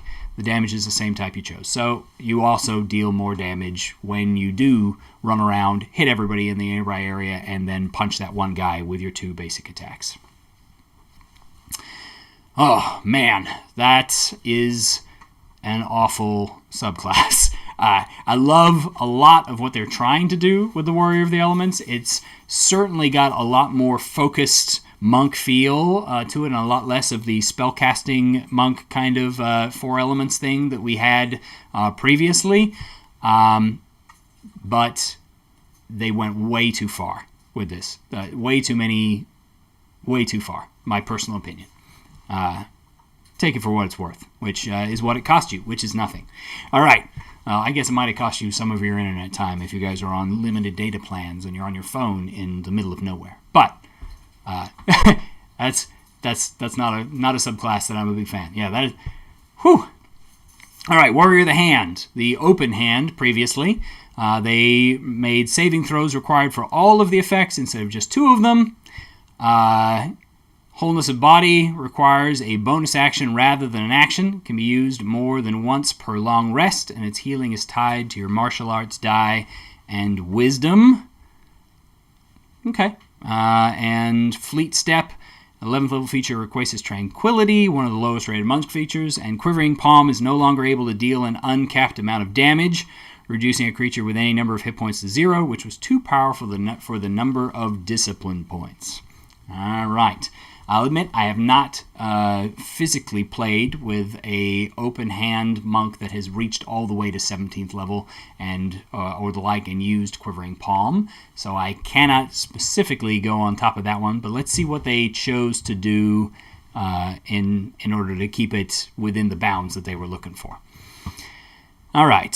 Whenever you hit a creature open hand, Addle gets rid of reactions with a con save. Push. Succeed on a strength saving throw, or you push it up to 15 feet away from yourself. Topple. All right, so what they did was they took Addle and they made a con save in order to get rid of to do the get rid of reactions effect. Personally, I think this is actually an unnecessary change. You can already use lots of other opportunities to get rid of the opportunity attack of your run-in, run-out tactics that are so part of monk life there. Being able to take away reactions from other people is fairly commonly the adage of a cantrip like Shocking Grasp. And there's no saving throw on that. I think, honestly, I think that was probably just a waste of stuff there. Unless they're doing something to boost it somewhere else, I think that was not really necessary. Not a big deal.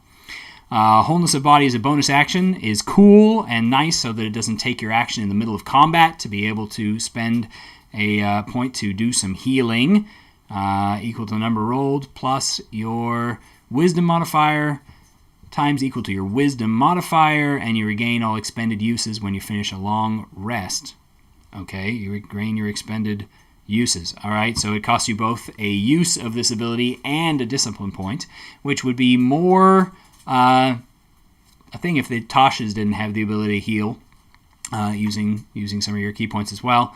But it's still a nice sort of mini second wind ability that's not terrible. But if you want a nice simple monk, so far this is a nice simple monk. Fleet Step.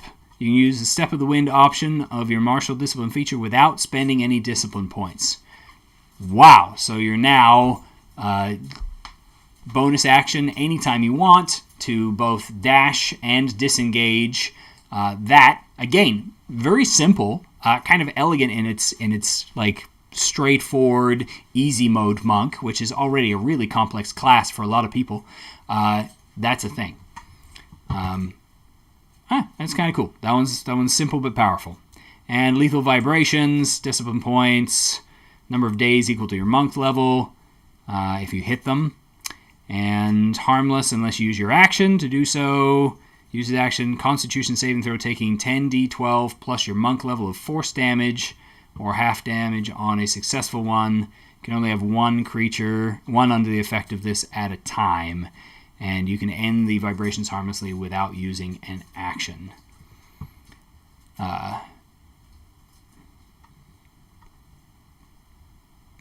Yeah, that's pretty accurate there, Charlie. If you want a monk with 1/8 of the power of the elemental monk and 1/8 of the complication, take this subclass.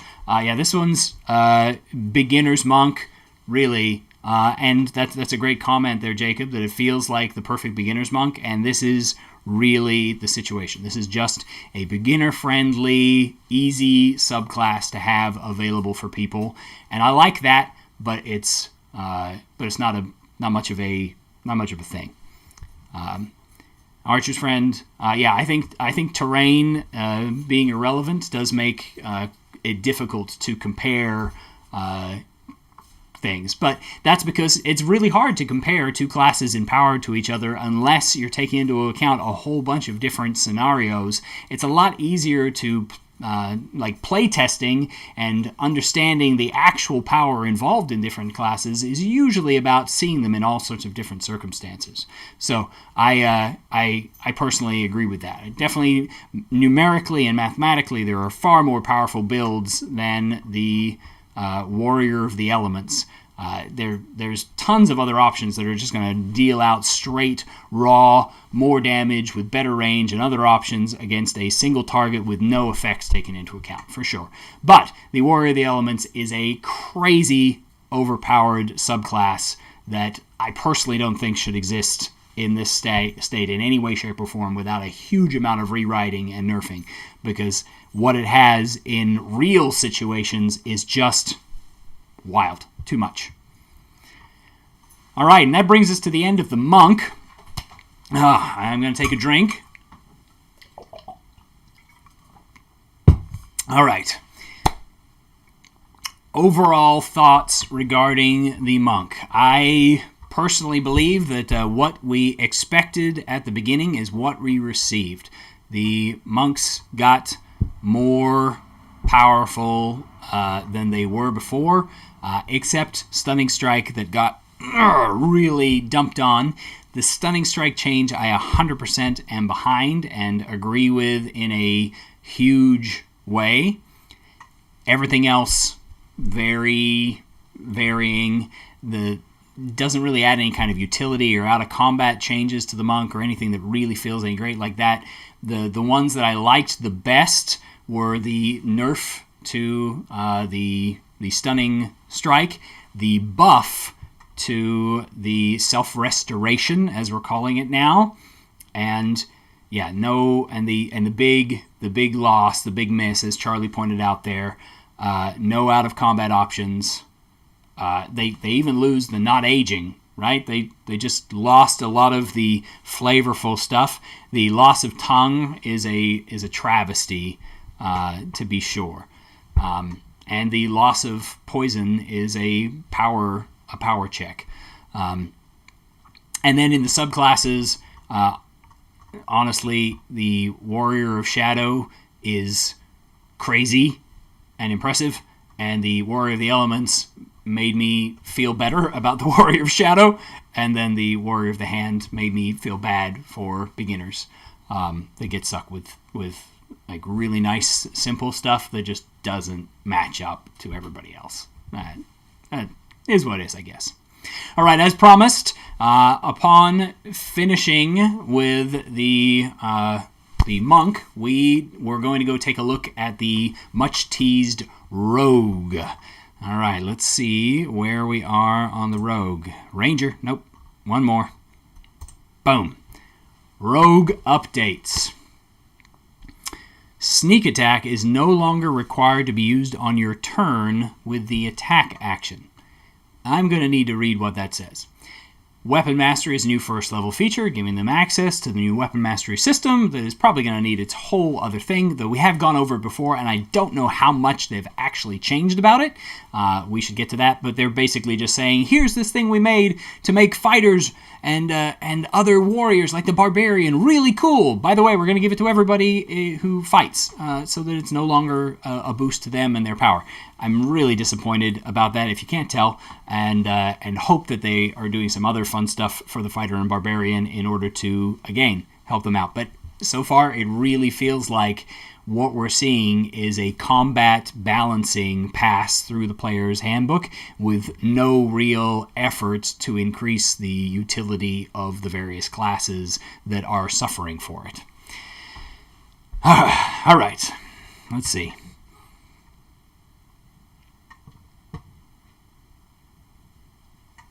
Cunning Strike is everything that Charlie wanted in monks. Ooh, I'm looking forward to reading about that. All right, rogue subclass levels now match, blah. Steady Aim is a new third level feature imported from Tasha's Cauldron of Everything because everybody loves that nonsense, because having advantage is what rogues want. Cunning Strikes is a new 5th level feature giving tactical options to sneak attack. That's what I playtested with my group, one of my groups, with the group that played today in the Dungeon of the Mad Mage. We had a couple of opportunities to put it into use, and it was pretty stinking cool. We'll go over it when we get there. Expertise has returned to 6th, Evasion to 7th. Reliable Talent has moved from 11th to 7th. Oh. Okay. I'm okay. I promise. I'm not freaking out. Okay.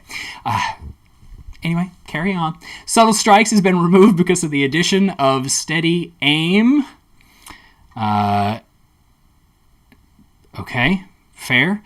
Improved Cunning Strike is a new 11th level feature. Devious Strikes is new 14th level. Elusive has returned to 18th. And Stroke of Luck has returned to 20th. All right, let's take a look at these.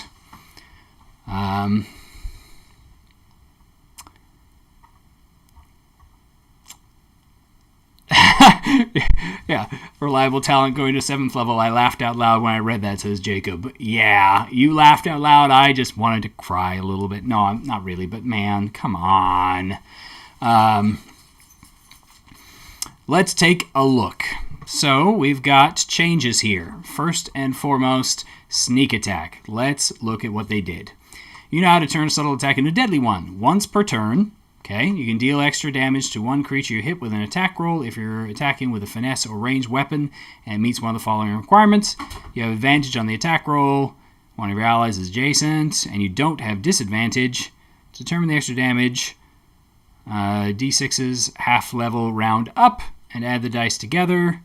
And yes, same as the damage type. Okay, so all they did was remove any wording that would say that you had to do it as part of the attack action, which is an action, not, for instance, the offhand bonus attack that could be now a thing again as light weapons. You can still bonus action offhand, or you might have some other means of getting an attack that wasn't a part of that action. Maybe you had a spell that allowed you to make an attack with a finesse or ranged weapon, or so on and so forth. Or when you're doing it, since it's once per turn, not once on your turn, it allows those opportunities when you're doing it on with readied actions on other people's turns, or as a reaction opportunity attack, or with an attack that was granted by somebody else's class feature or spell. So definitely boosts sneak attack back up there in some regards. Pretty much back to what it was before, I think, because they were trying to limit it down to being only able to be done during your round, and obviously there was some pushback. So, weapon mastery allows you to have weapon mastery, whatever. Quick cunning action, that's cool. We always love cunning action, though now it's not as good as Step of the Wind, but hey, it doesn't have a cost. Steady aim. If you haven't moved, your speed, and after you use it, your move is 0. Okay, same as it always is in Tasha's. Here we go. Cunning strike. You have developed cunning ways to use your sneak attack. When you deal sneak attack damage, you can add one of the following cunning strike effects. Each effect has a die cost, which is the number of sneak attack damage dice you must forgo to add the effect. You remove the die before rolling, and the effect occurs immediately after the attack's damage is dealt. For example, if you add the poison effect, remove 1d6 from the sneak attack's damage before rolling. If a cunning strike effect requires a saving throw, the DC equals 8 plus your proficiency bonus plus dexterity modifier. Disarm costs 1d6. The target must succeed on a dex save, or it drops one item of your choice that it's holding. Cool. Poison. You add a toxin to your strike, forcing them to make a con save, or take the poison condition for 1 minute with repeated saves, and you have to have a poisoner's kit on your person. Trip. If they're large or smaller, dex save or fall prone. Withdraw. Immediately after the attack, you move up to half your speed without provoking opportunity attacks. Alright, so I remember this system from 3rd edition of being able to spend sneak attack dice in order to add special effects to what I was doing with my sneak attack. So this is not a new system in and of itself. It's D&D in its finest, and I've been campaigning for this since I heard about the re-up of the Players Handbook. So I'm all about this. I 100% agree that this is cool, and it does say that you can. It doesn't give you a limit on how many of these things that you can. No, you can add one of these effects when you make the attack. So pretty much every time, dropping a d6 in order to get a trip, to get advantage for your melee character, or to put poison, to put disadvantage on their attacks, or again in melee to get away from the guy who's up in your face, or disarming the big burly guy with the weapon, and with a dex save even, which is even better in that regard, since a strength save is usually the one that the weapon that you're afraid of is what they're carrying, right? Dex save is far more on brand and awesome. I love this for an addition as a 5th level means of tweaking the power level while still giving all of these cool sneak attacks. So for power level and combat, this is a cool addition for sure. Definitely A-okay with that.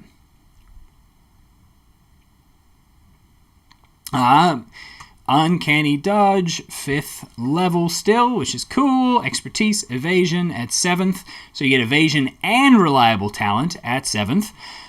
We already talked about Evasion earlier, so nothing to do there. Reliable Talent. Okay, I am going to just throw down my unpopular opinion on why I don't like Reliable Talent. I don't like things that take away the dice rolls unless they cost some fairly impressive resource, because it creates weird situations. And as a like, I don't mind things like passive skills where you can have that automatic 10 in certain circumstances as like a base level, because you're not going to be called upon to check for those in certain circumstances. But having it to where you cannot roll less than a 10 creates tons of weird circumstances, especially in a system where we're saying, hey, guess what? You'll never really need to get over a 25. And honestly, most of the time, you should be able to pull off almost anything that is pull-offable with a 10 through 20 on the end result. That means at 7th level, you're literally unlocking everything without any kind of checks on most things that you should really be encountering. And if you're specializing for anything, which I know I have some optimizers at my table, means you're getting these huge bonuses that make the fact that there is a dice roll so trivial. It kind of screws with the bounded accuracy of the system in a different way than adding a huge bonus would, because it takes away any uncertainty about success in something that you have built yourself towards. Now, that's not to say that that is always a bad thing, because it's not. Sometimes your character is built towards this thing, and that's the fantasy you're going for, and if that is, I want that to be a thing. But I think that being able to have expertise and a good stat and magic items that are giving you advantage and all that kind of thing pushing you towards having great chances of pulling things off is way better than having no chance of failure, because failure is fun. That's where fun happens, is in us not being able to succeed. Uncertainty is exciting and creates tension. The lack of uncertainty takes that away.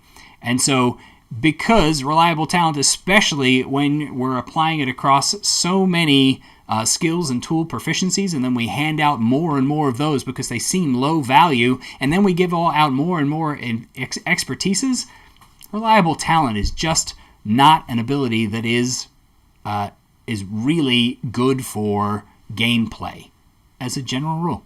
It's just not a great option in the gameplay. Now, I'm probably going to lose on that particular argument, and that's okay with me. But, and changing it from 7th level instead of 8th level, who cares? It's broke at any level. Maybe it wouldn't be broke if it was a capstone or an 18th level ability. Then I would probably complain about it a lot less. But anywhere in the accessible mid-tiers that are likely to get play, reliable talent is always going to be one that I personally just prefer not to see.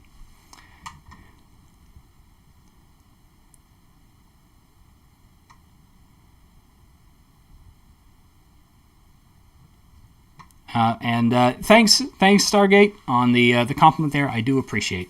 And I'm loving the conversation you guys have got going out there in the side world. I got lost in my rant to where I missed tons of that, but it's great to see you guys engaging, and thanks so much. It's great to have somebody to talk to about this stuff. All right. Let's see, where else were we? I got so built up on that one. We probably need to take a look at the improved cunning strike that replaced reliable talent as the 11th level feature, and then devious strikes. All right, so improved. Now I can see this being a great choice in that it's your 11th level ability, and now you're getting 2 cunning strike effects when you deal sneak attack damage, paying the cost for each of the ones that you want.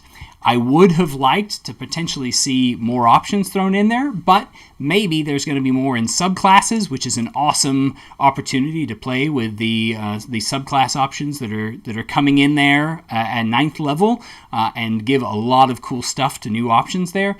And really, you're going to get more, it looks like, at 14th level, so that's also cool. But being able to use 2, I saw that in play today, and it was a lot of fun. It did lead to a slight extra slowdown in that you needed a couple of saving throws in order to resolve a sneak attack, but rogue rounds are often some of the fastest rounds in Dungeons & Dragons anyway, so giving them a little more DM time is not something that I have problems with.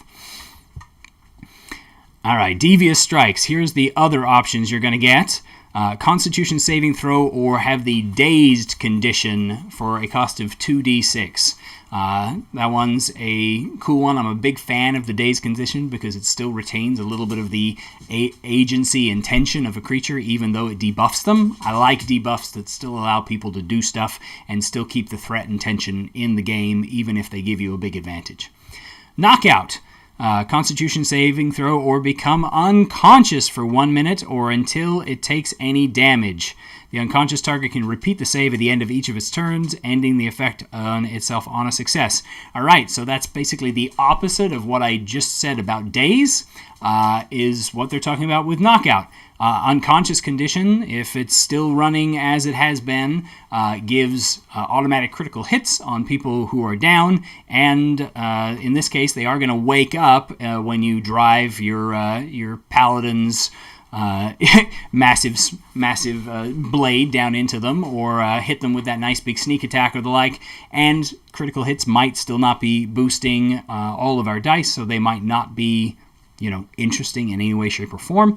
But it does give you an opportunity to crowd control in a really hard way on people. I like the fact that there is a continuing saving throw each round, however, because that's one of the big complaints I have for spells that completely shut people and monsters down, is that it removes all that tension. This way, every time the monster's turn rolls around and you're rolling dice to see whether or not they wake up, at least there's that level of tension still remaining. Obscure, blinding, like the classic rogue attack anyway. That one's cool. So I definitely got no complaints about adding blind, especially at a cost of 3 dice. Another one like Daze that has an effect but doesn't stop things. Slippery Mind, proficiency in wisdom and charisma saves. Elusive. You're so evasive that attackers rarely gain the upper hand. No attack roll can have advantage against you unless you have the incapacitated. That's your 18th level. Stroke of Luck. If you fail a d20 test, you can turn the roll into a 20. Once you use this feature, you can't use it again until you finish a short rest or a long rest. Now, you would think I would hate this ability since it takes away that uncertainty thing that I was talking about, but the fact that it's a once a rest ability makes it at least nominally better, and likewise, the fact that it's your level 20 capstone means most people aren't ever going to see it, and those that do are going to be sad that they only got to use it the 3 times that they adventured at level 20 before they had to put away their campaign and start a new character. So, definitely still okay. They're using the word strike in this UA a lot. That is true. Wonder whether or not that's intentional or just, a lack of inspiration on other words to use. It's tough because they don't want to say slash or stab or any of the words that implies a specific damage type, so they're using strike to keep it generic. All right, Arcane Trickster, the beloved and long-time enjoyable subclass. Doesn't look like they've made crazy amounts of changes according to this. We'll take a look. They now use the Arcane Spell list rather than the Wizard list, and there's no School of Magic restrictions after 3rd level. Moreover, the Rogue can now change one cantrip when gaining a level, and the Rogue can use an Arcane Focus. And Versatile Trickster has been redesigned to allow you to use certain options from your Cunning Strike with your Mage Hand. The ability to give yourself advantage now resides in Steady Aim. All right, let's see what some of that means. So, spell casting, prepared spells. Where's the thing about after 3rd level? Probably in prepared spells. You prepare a list of spells, 2 of which must be from the enchantment and illusion schools of magic. Okay, so what they're trying to do here. Hey, Charlie, have a great night, man. Thanks for sticking around as long as you were able to. I appreciate it. And have a good night, dude. And then Stargate. Yeah, I agree that a lot of the time we're definitely trying to, WotC's trying to market to as wide an audience as they can. They got to sell books, and I'm okay with them marketing to the wide audience, but we need to market to that wide audience by giving them a game that they can enjoy, and sometimes that's going to be a hard road for them to, hard balance. I don't blame them for having difficulties doing so. It's hard to tell people, hey, you actually need to not have this stuff. We want it to be good for you to enjoy, and you don't know what you want. That's hard to tell people, but most people, frankly, don't really know what they will enjoy. They know what they enjoy now, but they don't know what they will enjoy with any degree of accuracy. And so we run into that a lot.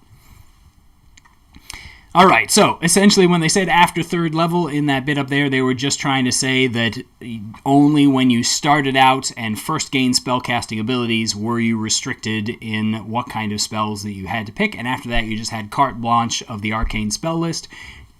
That's probably a good thing for the arcane tricksters, though it was kind of cool that they were niched down into those options. I know that it caused a lot of annoyance for certain people, and it's probably not super overpowered to do that. Similarly, the spell slot progression is specific for the Arcane Trickster, which makes it curious as to how they are going to interact for multi-classing. I'm not sure if it mentions that in here anywhere.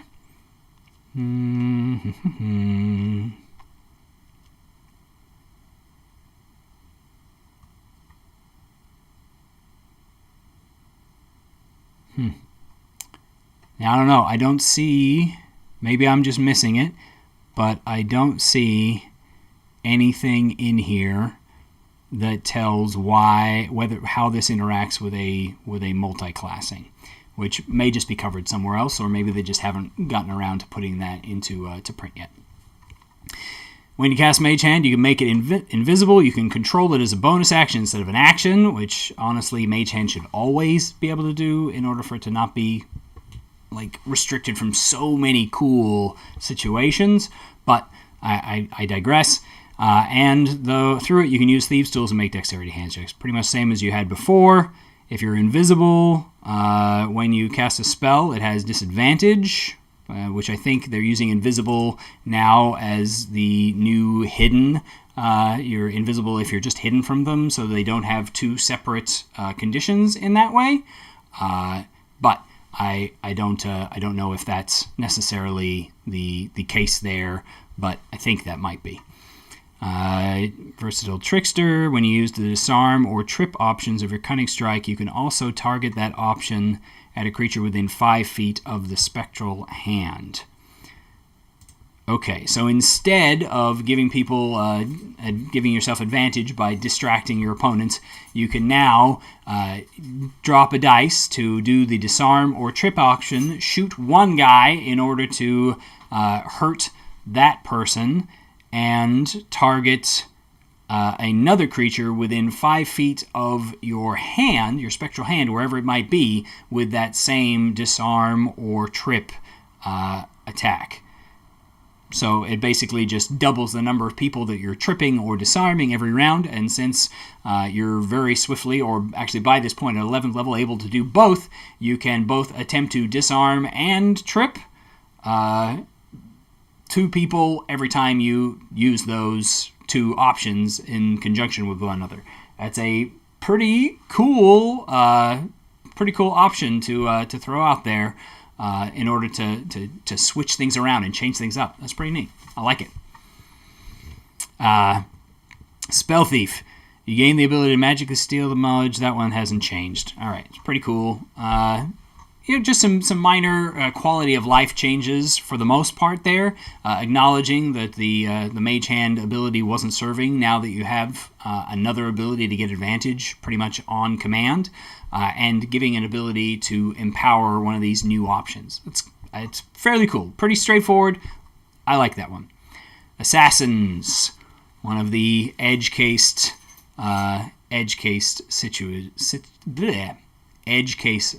options. Let's see. Assassinate now gives you advantage on initiative rolls, and the extra damage of the feature no longer requires a target to be surprised. That's a big deal, though they now say the extra damage of the feature instead of saying what it was. So we'll read what else they actually changed. Infiltration Expertise combines a couple of the other ones. Envenom Weapons gives you benefits from your Poisoner's Kit. Death Strike no longer requires the target to be surprised and instead relies on your sneak attack. All right, let's see. They sound like they've done some boosting here. Some free proficiencies, as we got there. Advantage on initiative. Surprising Strikes. During your first round, you have advantage on attack rolls against any creature that hasn't taken a turn. If your sneak attack hits any target during that round, the target takes extra damage of the weapons type equal to your rogue level. Instead of doing the critical hit route, we're just adding your level to the damage, which at high levels is pretty potent. It's on... if your sneak attack hits, the target takes extra damage, so it's only on one attack during that turn, but it's the first round of every combat, because there's always a first round, and you just have to beat somebody on initiative in order to be able to pull that out.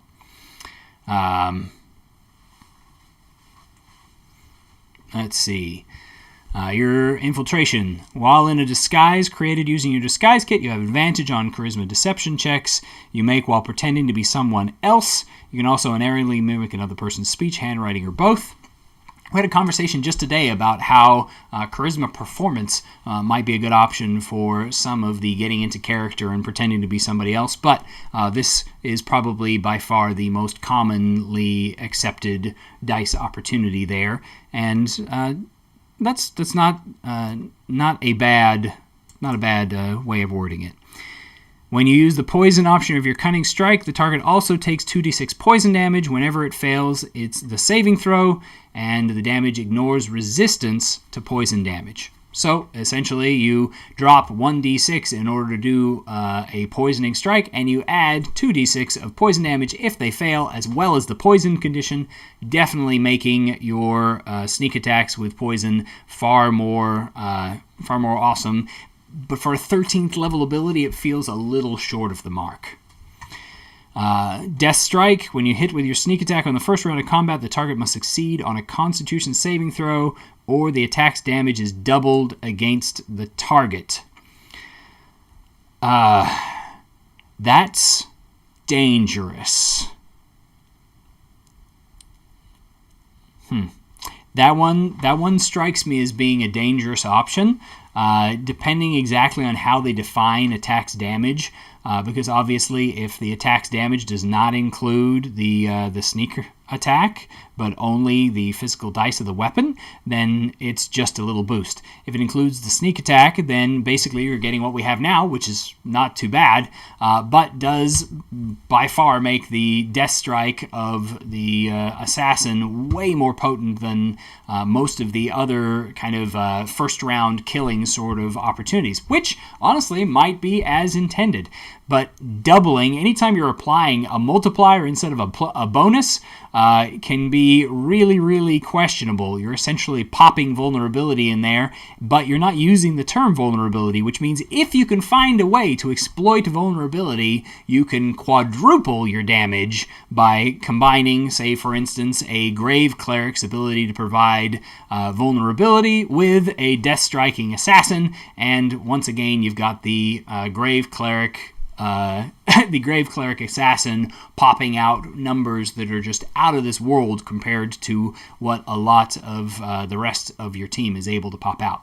Now, is that necessarily bad when you're talking a 20th level assassin build? Probably not.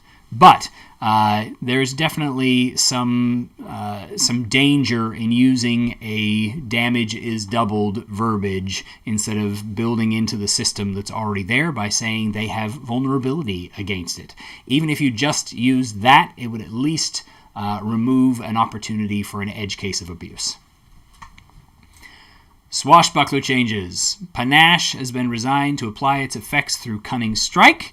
Dashing Strikes replaces Elegant Maneuver and gives you additional Cunning Strike options.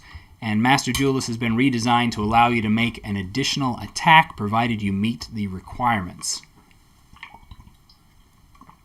Okay, let's take a little look. So we've still got our Rakish Audacity and those kinds of things. Panache, nice, 9th level ability that gives you a couple of new options with your Cunning Strike. That's pretty slick. Goad for 1d6 gives you the Wisdom saving throw for disadvantage on attack rolls against targets other than you, aka the Tank Strike, and can't make opportunity attacks against targets other than you. So it allows you to get people out of there and turns your rogue into a tank in terms of trying to force them to attack you. Now, whether or not you really want your 9th level rogue being the tank is an entirely different question, but you can build yourself to make that kind of thing happen, maybe. For 3d6, each creature of your choice within 30 feet of you makes a wisdom saving throw or have the charmed condition until the end of your next turn. That is actually a surprisingly potent ability there. Now, admittedly, wisdom saving throw is a pretty commonly solid save for a lot of creatures, though not all. It doesn't have any kind of restrictions that requires them to care that you are cool, which is a little bit odd to me because, like for instance, your average, let's say, horse probably doesn't care that you stroke a cool pose while you stab somebody 30 feet away from them while they're already in a combat situation. The horse probably doesn't care. But in this case, it's a creature, your choice. You can give it the charm condition and use that in order to keep that warhorse from being able to trample you the next round, because you can't use offensive attacks against somebody who you are charmed by. There's a lot of situations where that could come up. Now, admittedly, it's very on brand and loads of fun as you're making situations where the sheer spectacle of what's going on essentially holds off the other people in the area. But within each creature of your choice, 30-foot spread, you're holding off potentially a lot of things. You're also gumming up the works with a lot of saving throws, depending upon what kind of situation you happen to be in and how many people are within 30 feet. But let's just acknowledge that the people within 30 feet who are of your choice, meaning friendly, means that you can effectively cover a dozen, 24 people in a crowded bar or circumstance like that when you maybe are outnumbered by a bunch of bandits that have snuck in, whatever. There's a lot of cases where this is a very potent ability. I don't hate it, but I think it would be nice if maybe they had to have, I don't know, maybe if they weren't animals, if they were humanoids, that would really bring its power level down, though. So I can understand where the wording might be tough to find a good balance. At 13th level, you gain even more cool options for dropping sneak attack things. For instance, drop 2 dice of damage to add 1 dice to your armor class until the start of your next turn, which is pretty cool. And again, the classic swashbuckler standing there, and coupled with goad, which you were able to do both of at 11th level, gives you a solid build for your rogue, being that guy who engages with his rapier and stands there holding the front line, which is cool to be able to make that possible in the game. Invigorate for 2d6. Choose a creature within 30 feet. Till the end of that creature's next turn, whenever it makes an attack roll or saving throw, it can roll a d6 and add the number rolled to the attack roll or saving throw. So it's essentially a stacking bless that's a d6 that you can do every round for the cost of 2d6 of sneak attack damage to add to their attack rolls and saving throws. That one might be a little bit too powerful, but it's still a really cool ability. It does require you to be a 13th level rogue, which is pretty up there. But it gives a very solid combat buff, but no out of combat utility at all.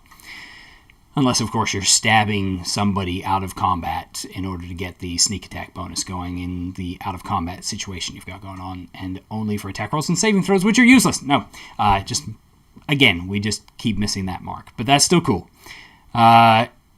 Immediately after you use your sneak attack, you can make another attack against the same target, provided you're within 5 feet of it and no other creatures are within 5 feet of you. So if you're standing there tanking that individual one guy up front, then every time you hit them with your sneak attack, then you can get an extra regular stabby attack. I like the pros and cons of the cunning strike ability. And I agree with you, Jacob. I think that it's got lots of good decision points and pros and cons. It's built into some of the subclasses, though it is going to feel a little bit weird when you parse it with some of the backwards compatibility to old subclasses. But you take it with what you get. These classes are going to engage with it in a really cool way. That's a good point. Kind of the solo-minded play versus team play, and making a player decide what they want to be in the moment. solo-minded play versus team play, not necessarily a good thing for the larger part there, but it allows people to make some choices in and of themselves that can have a big impact on the team side of things too. So I'm not sure, maybe I'm misunderstanding what you're meaning by that there. All right, we're going into the Thief. Updates. Fast Hand now lets you use an object action instead of the search action. It also lets you use the magic action to activate a magic item. I know that Jake, who plays a rogue thief, is probably doing a happy dance in his chair right now.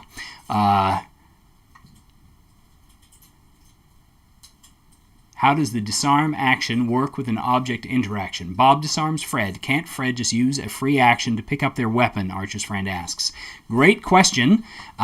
You're correct. Totally, absolutely, 100% true. You can just disarm a guy, and next round they're just going to reach down and pick back up their weapon. However, an object that is in somebody's hand requires mechanics to get it out of their hands. An object that is on the ground requires the rogue's free object interaction, to pick up that weapon off of the ground themselves and then run off with it to wherever the heck they feel like being, right? Yes, if you leave it there on the ground, then they can get it, but if you kick it out of the way, if you grab it, if you make it fall from their hands while they're flying up in the air and it falls far down to the ground, there's still lots of opportunities for it. It does probably mean that there is sort of a power boost to being a melee rogue, in that you can pick up their weapon after you've dropped it off of them.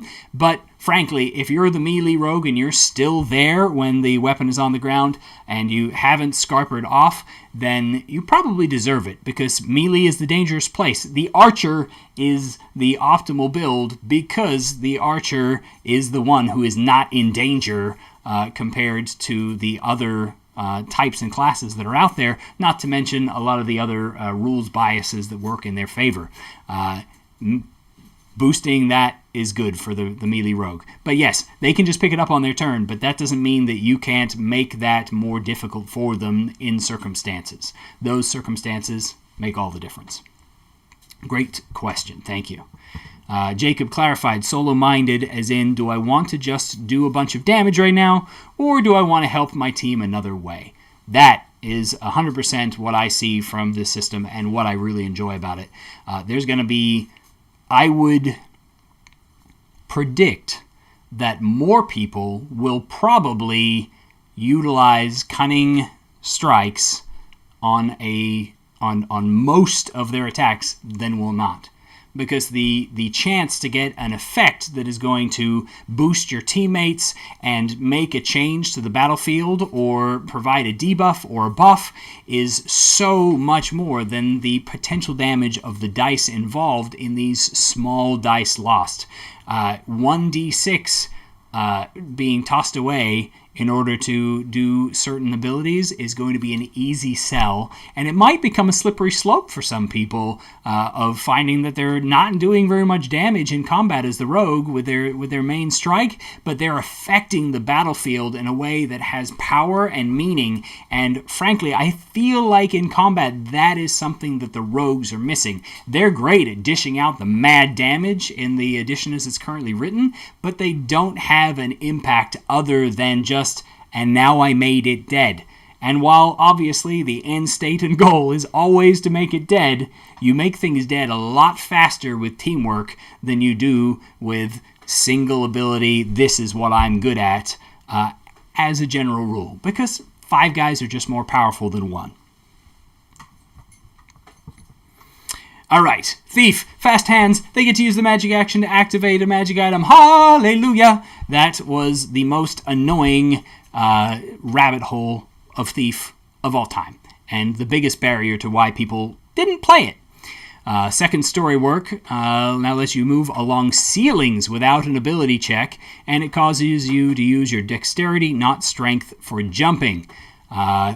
I like it. Definitely cool. Allows the acrobatic scamper, jump from thing to thing and swinging around kind of feel to the thief's second story work, and crawling along the ceiling. As long as you're not moving too crazy fast, okay, equal to your speed. You are, but it's still. I can see why they're putting that in there. They want to be able to have the classic lower down on the rope to pick something up after sneaking along the rafters kind of moment for your thieves. I'm okay with that. Supreme Sneak has new functionality. You can sacrifice a sneak attack die to remain hidden when you attack. Brutal and awesome in a lot of ways. Thief's reflexes has been restored. All right, let's take a look at these. Fast hands, we love it. Really, there's nothing to be said except this is awesome. Second story work, you do get the climb speed equal to your speed, so that's how it goes. Ceiling without making an ability check, as long as there's at least one handhold during the move, but you fall if you end the turn there without a handhold. I like that. I like that they're acknowledging that you're not just like passively handing there, but handhold leaves you a lot of room as the DM to provide other options. If you don't need to be quiet, or maybe if you're like in a dangerous situation, what if you were to stab a dagger into the wooden roof of the building that you're in? Would that not provide a handhold? Or you're planning your route and you're having to scarper from one thing to another across the ceiling in order to avoid the deadly danger that's down below. I can see lots of cool opportunities for some rogue-style play that could be created by this wording. Jump distance determined by dexterity instead of strength is just needed because, unfortunately, I really want strength to be a more powerful ability than it is, and I want things to lean towards strength more than they do, but the acrobatic thief should not be making tiny little jumps on the rooftops because of their dexterity being so good and their strength being bad. We can allow that on this particular class without too much trouble. Supreme Sneak. If you have the hide action's invisible condition, this attack doesn't end that condition on you if you end the turn behind 3/4 cover or total cover. All right, this literally allows you to slip out, shoot a guy, slip back, never be seen in the process, which means that the direction and position that you're in is maybe only vaguely hinted at, and you're not targetable. It also allows you to make multiple attacks if you can get them without losing that option, and you just have to end the turn behind 3/4 cover. The wording part that's a little bit strange on that one is that it doesn't say that you have to keep the 3/4 or total cover the entire time, just that you have to end the turn behind it, which means you can be around a corner, run around that corner into the wide open. Okay,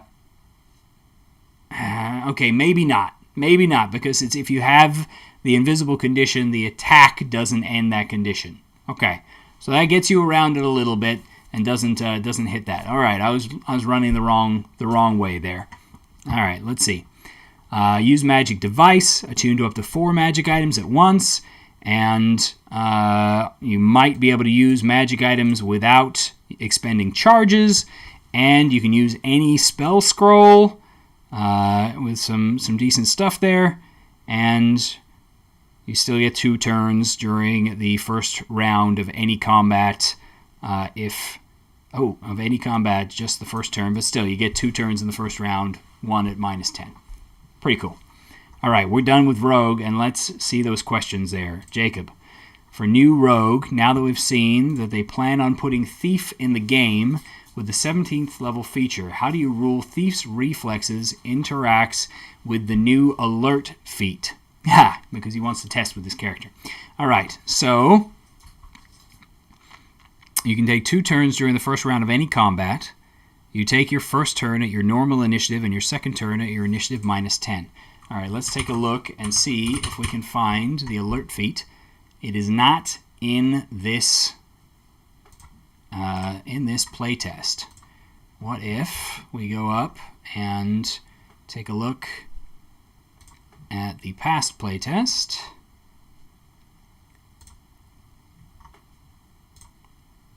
And we look for Alert. Nope. All right, not so great. How about Where was it? Was it in character options? I think it might have been way back in the first one. All right, the UA.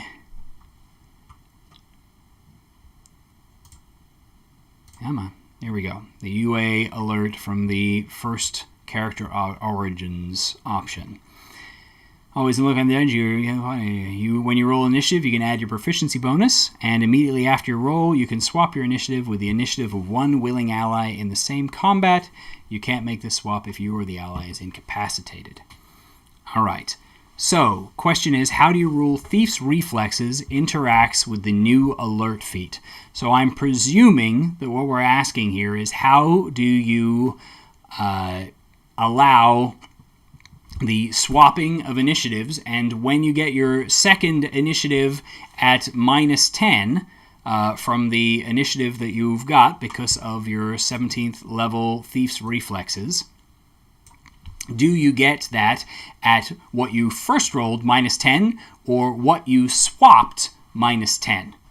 Now, at the risk of running myself into a lot of trouble here, my thoughts would be that you would go with, based on the word normal, it would be the final initiative that you ended up with when the initiative rolling was resolved. So that would mean you all rolled initiative, you use the alert feat to trade initiatives with somebody else who is not incapacitated, thus not surprised, in the initiative order, and then you act at whatever initiative you traded in order to have, and then you also act at a point 10 points below that. Now, this has some interesting side effects that, yes, you could roll really, really high, swap down with somebody who's really, really low, and then get to act at really, really low, and then 10 below that, highly increasing the chances that you're going to take two actions right after one another. All right? Alternatively, you could roll mediocre or low, and somebody else could roll really, really good, and you could swap with the person who rolled really, really good in order to act first, giving the rogue a solid chance to do their sneaky thing, enact some conditions and the like, now that we've got the Cunning Strike option, and then still act down in the middle of the pack with the other players. Both of those are kind of awesome, and neither of those, I think, is outside of the kind of power level that the Thief's Reflexes is trying to give us, because both options of those still exist as they are by just rolling the dice. You can still end up with a high initiative and in the middle of the pack, or you could still end up with a natural 1 and 10 below and act 2 rounds back to back. The only thing that you're getting out of the alert feat at that point is the ability to sort of predict and choose and make that sort of thing happen. But a rogue in particular, well, let's just be honest here. A rogue is not a spellcaster, and you're better off making sure that the guy with the crowd control spell is going first, and that you're going later in the game, than you are doing the reverse and getting the rogue to go first. Unless, of course, that rogue just happens to be out in front and you're trying to pull him back in or something like that.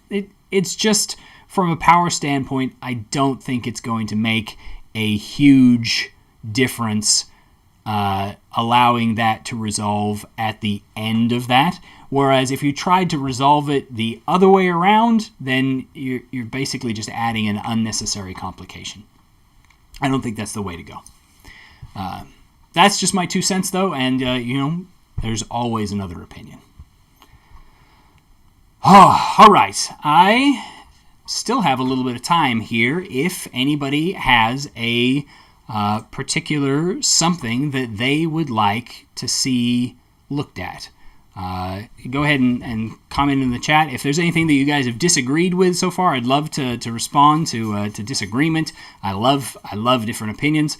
Or if there's something that you would like to take a look at while we still have a little bit of time, then I would love to hear it, and I'll dive in and we'll see what we can find. There's some spells still redesigned in here. Feats supposedly got a little bit of attention at some point. And, of course, we have the weapon trait system. And there's still another 4 classes that we didn't touch on in this UA thus far, and we probably would only have time for maybe 1. No problem looking at Rogue for you, Jacob. I'm glad that you and Till both offered those requests so that we could focus this towards something that would be of service.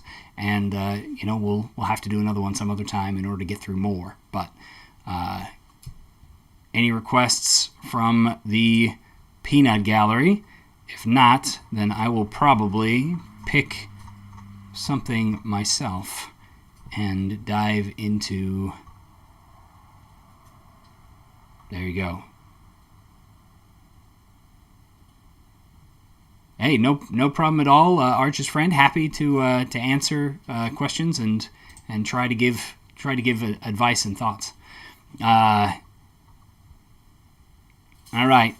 Unless somebody speaks up, Jacob has requested weapon traits, and he's acknowledging that he already got something that he picked, so he's willing to back off otherwise. But weapon traits is definitely something that's going to be interesting and is on my mind. And we have a nice design note to go over, so if nothing else, we could ping to a few of the design notes and find all sorts of great information in those. Let's take a look at those until somebody speaks up.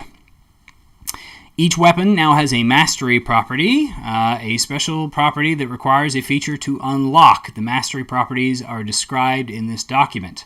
Okay, almost different. Short sword is returned to being a martial weapon. The net, which doesn't deal damage, is now adventuring gear, which was the case in the previous area, I think. The trident's damage is changed from D6 to D8, and its versatile damage die is now D10 rather than... Okay, this is... Did they copy and paste this? The lance is heavy and two-handed rather than special, which imposed disadvantage. And his damage dice is changed from 1d12 to 1d10. Warpick has versatile. Oh, yeah, okay. Musket and pistol. Yep, I remember those. And light weapon is weapon properties, and thrown property now is allowed you to draw as part of the ranged attack. That looks like they did not change anything, but they left in the "these are what we changed" feature, which is a little bit questionable. Mastery properties just require you to gain them from a class feature, essentially, the ability to utilize them by choosing those. And the net, yeah, they didn't do anything, Jake. It looks like they included it again, but the design notes don't mention any changes to the weapons. These design notes are the same as we had in the previous Playtest 5 Players Handbook test. Let's just double check to make sure that I'm not going insane here. Here it is, design note weapon updates. All they did was copy and paste this and potentially the rest of it. That is a big oof. Like, what was the point in that? I don't know if the...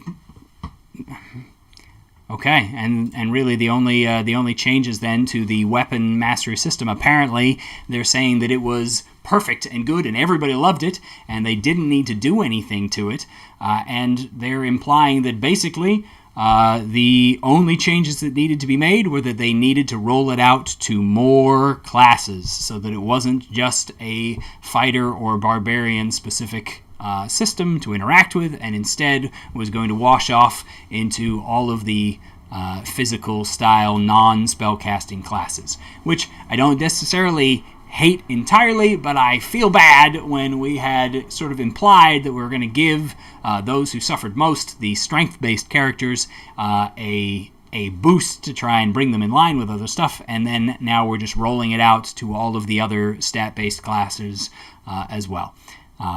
Yeah, big oof. All right, well, with that in mind, we'll take a look, because we're here, at the feat changes and see if there is any changes here. This one here is actually a reasonably big one. Ability score improvements now allow ability scores to go as high as 22 if the feat is taken at 19th level, meaning that I mean, geez, that just unlocks a whole nother extra boost at that top end and is going to make it to where it's very hard to pick something other than ability score improvement at 19th level to boost your highest stat. It's going to be pretty hard to pick a feat there when you can take something that allows you to do something more than you can currently do at any other option. The way they actually worded it in the ability is at least 19th level, so presumably if you can take epic boons in order to get more feats at higher levels, then you can still do that other times, but this basically has two implications. One, it improves your stat at top end so that you can have one more chance to have your primary build snip up that tiny little bit. But the downside to that is that nobody's going to make choices at 19th level anymore. That's just going to be whatever your main attribute is. Getting a +2 boost is the correct decision. And choices are what makes character creation interesting, and taking them away or even making it to where something is so much the right answer that other things become not the right answer is a failure.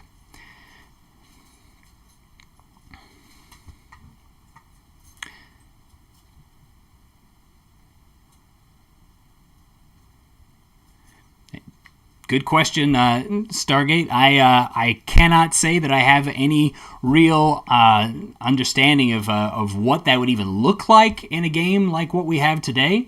And so it's just going to be a matter of waiting until that kind of thing actually comes around and then dealing with it when the time comes. We've gone through a lot of changes with Dungeons & Dragons over the years. I've been playing since 2nd edition, and between 2nd and 3rd was a wild sea change. From 3rd to 5th, 3rd to 4th was crazy, and from 4th to 5th, crazy again. I think that the future holds room enough for us to leave the future to itself, and I'm just going to focus on what's in front of me and what I can control, which is my understanding. I can't even control what they're going to bring out, but what I can do is try to understand it to the best of my ability. And if players want, if enough players want something, then changes will happen, for sure. But ultimately, that is also a reason why we end up with a lot of independent games and a lot of other smaller games out there than what D&D with its sort of monolithic brand is delivering. And it's not necessarily the case that WotC is going to deliver the nitty-gritty of the system that people are looking for in that regard, in those loud voices and the like, especially because a lot of the designers and the main design team are just sort of old school grognards. So there's some of that. Fighting style feats have a new prerequisite, the fighting style feature, and fighting style protection has returned to imposing disadvantage. All right, let's take a look. Fighting style feature. Okay, so it just means that you already have to be a fighter ranger. I think a fighter ranger paladin, and I think they might have rolled it out into some others now, but you still have to have that ability already in order to take feats that grant you more of them.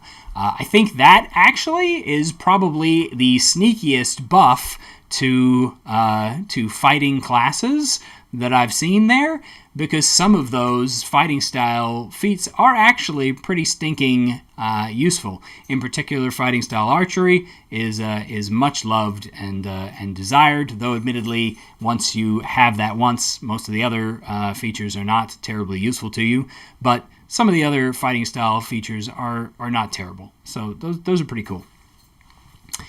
All right, let's see. So that's all they had for changes to feats. With only the talk about giving bonus feats after that in order to do boosts and epic boons and all that. And they're going to cover that some other time. So with that said, let's take a peek at what they've done to spells. All right. This at least looks like it actually includes some, changes in the design notes. Smite spells now work with melee weapons and unarmed strikes, not ranged weapons. And only 2 of the spells, Searing Smite and Wrathful Smite, are on the Divine spell list. The rest of them are Paladin exclusive spells. So a big part of this, obviously, is their effort to give some ownership to the Paladins of the smiting, which I really like and want, and think that that is a necessary feature. I was just having a conversation today about how the creep of Aura of Vitality from being a Paladin spell to being a practically anybody spell was a bad design decision of power creep, even if it was just in response to the, oh crap, we left this loophole in the bard that allowed them to get this spell that was wildly overpowered for its level. I feel like they just covered their butt on that by broadening it out. And, lots of healing is not necessarily bad, but it does make it harder when it trivializes all of the other spells so much. Anyway, that's a whole nother rant. The Paladin not being able to smite with ranged attacks, I would be interested to hear how many people really had a problem with that.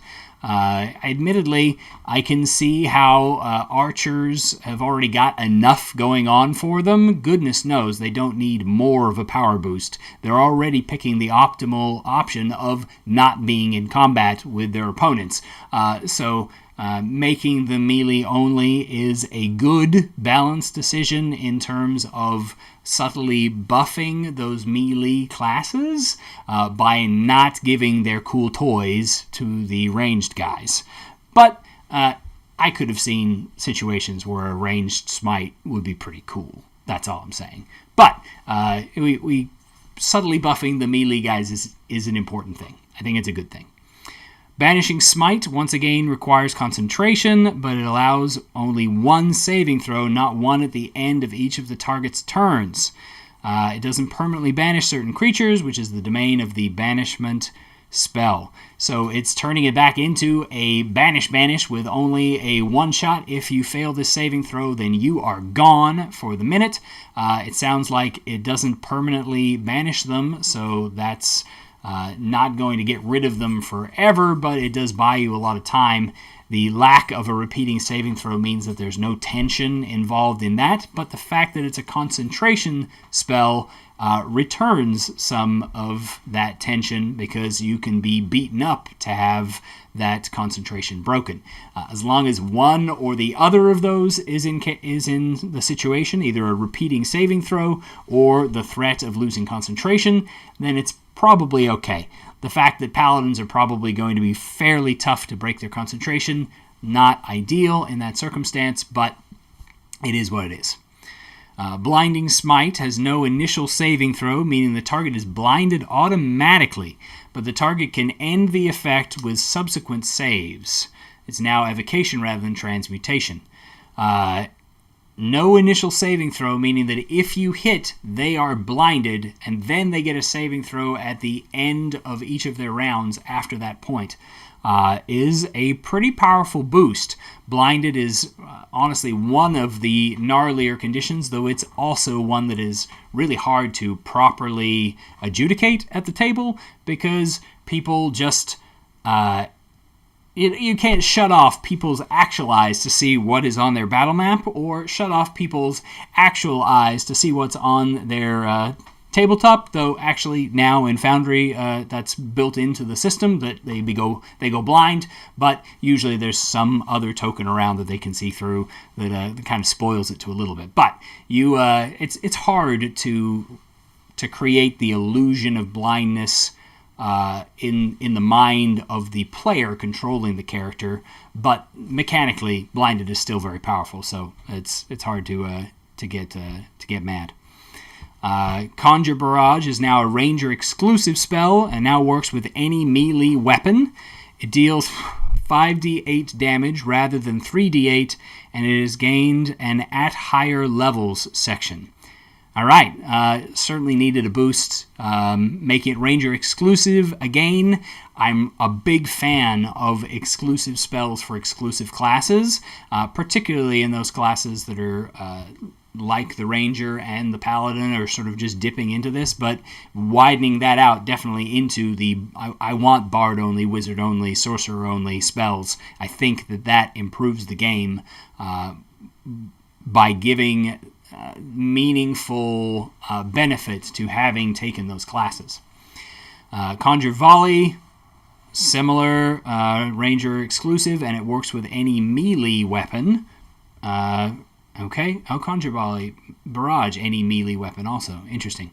Divine Smite, new Paladin exclusive spell designed to unify the Smite family of effects.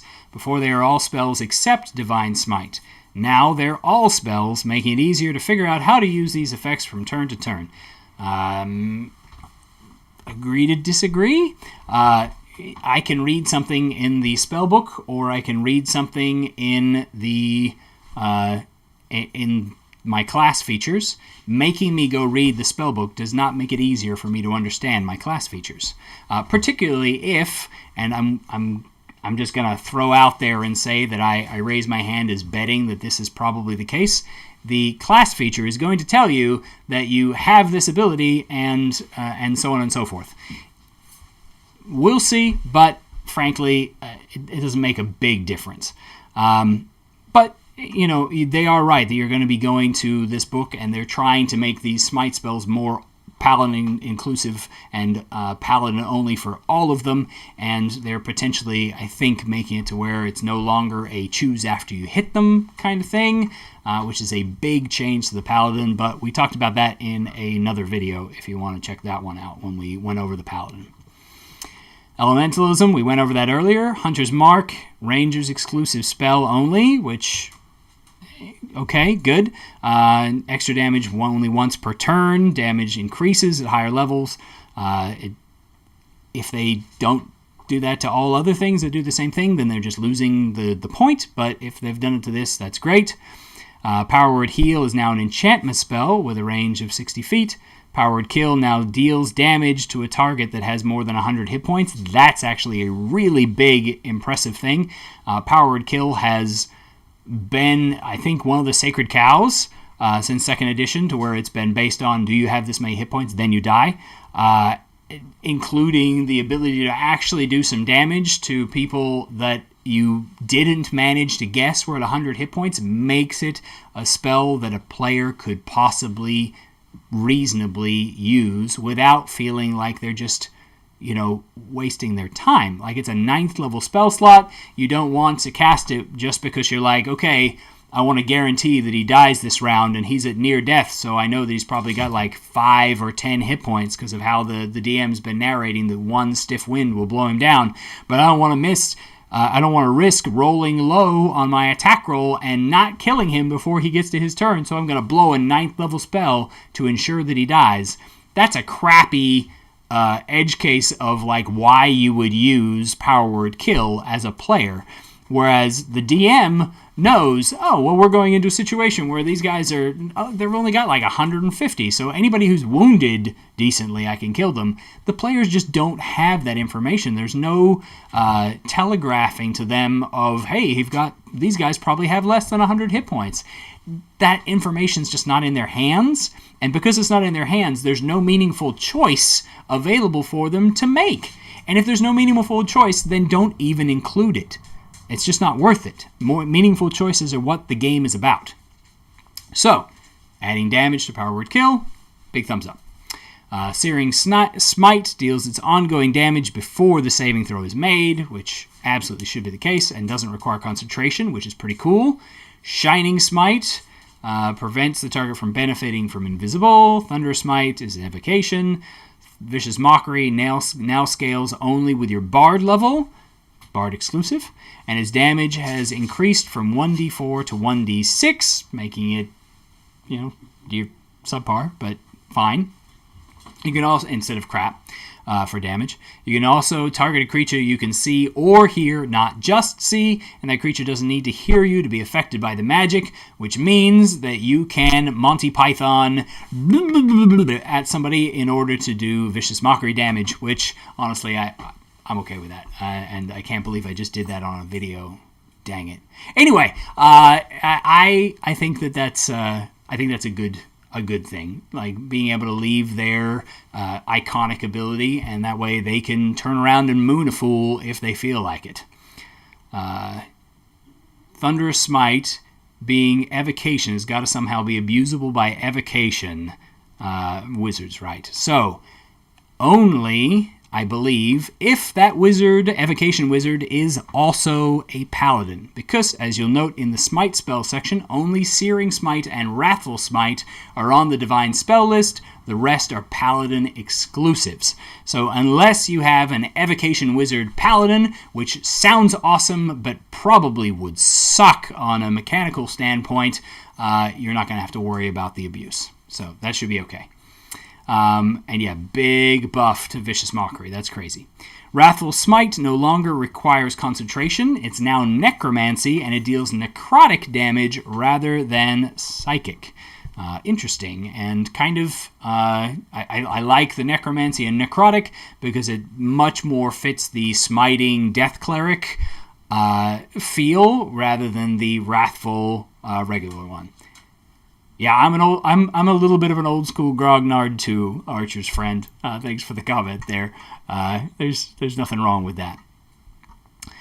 All right, so a lot of these ones have pretty much been covered in how that's worded here.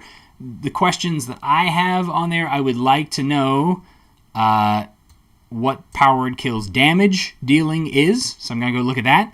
I want to know how much damage Hunter's Mark does at higher levels. And I want to take a look at the Conjures and Divine Smite. Okay, so Conjures, Divine Smite, and then Hunter's Mark and Power Word Kill. Let's see. Conjure Barrage. A melee or ranged weapon. Good. It has to have value, which is just gatekeeping over certain spells being applied together in conjunction. Because, for instance, if you summon a Shadow Blade from Xanthar's, then that thing's not worth anything because you can't give it away. So you can't then use that as part of your Conjure Barrage, which, since the damage doesn't have anything to do with the weapon that you used, I'm not sure if there's really any particular reason why that needs to be the case. Grognard is definitely not an insult. Grognard is just a sort of a state of mind there. I think we all have our hang-ups of the things that are important and the things we're not willing to let go of. I am definitely a Grognard, and I'm not trying to insult myself when I say that, and I'm certainly not trying to insult anyone else. So definitely don't take a smear from me, Archers. Anytime that I offend anybody, it is almost always by accident. I really try to be unoffensive and unoffendable as much as possible. All right, at higher levels, when you cast this, you get extra damage. They took away the undercasting, which makes sense, but I really liked reading about downcasting, and that was one of the things that they slipped into one of the first play tests that I have been sad not to see come back. I think that so many of these like damage dealing spells could be benefited from being able to be done at lower levels if they don't have a lot of other effect involved in them. For instance, Conjure Barrage is just damage, so lowering it wouldn't be so bad. Anyway, Conjure Barrage is really nothing majorly special about it. Conjure Volley is a radius instead of a cone. And otherwise just a damage dealing spell. It does not have upcast because it's for rangers only, and they don't get above 5th, so that's reasonably fair. Divine Smite, that was the next one we wanted to see. It is a bonus action, which you take immediately after hitting a target with a melee weapon or an unarmed strike. So it is still able to be done after the fact, but it's a separate instance, which means it happens after, and it's how they're avoiding things from triggering together for critical hits and such.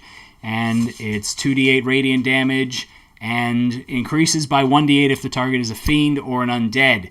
If I remember correctly, they removed that in one of the other playtests.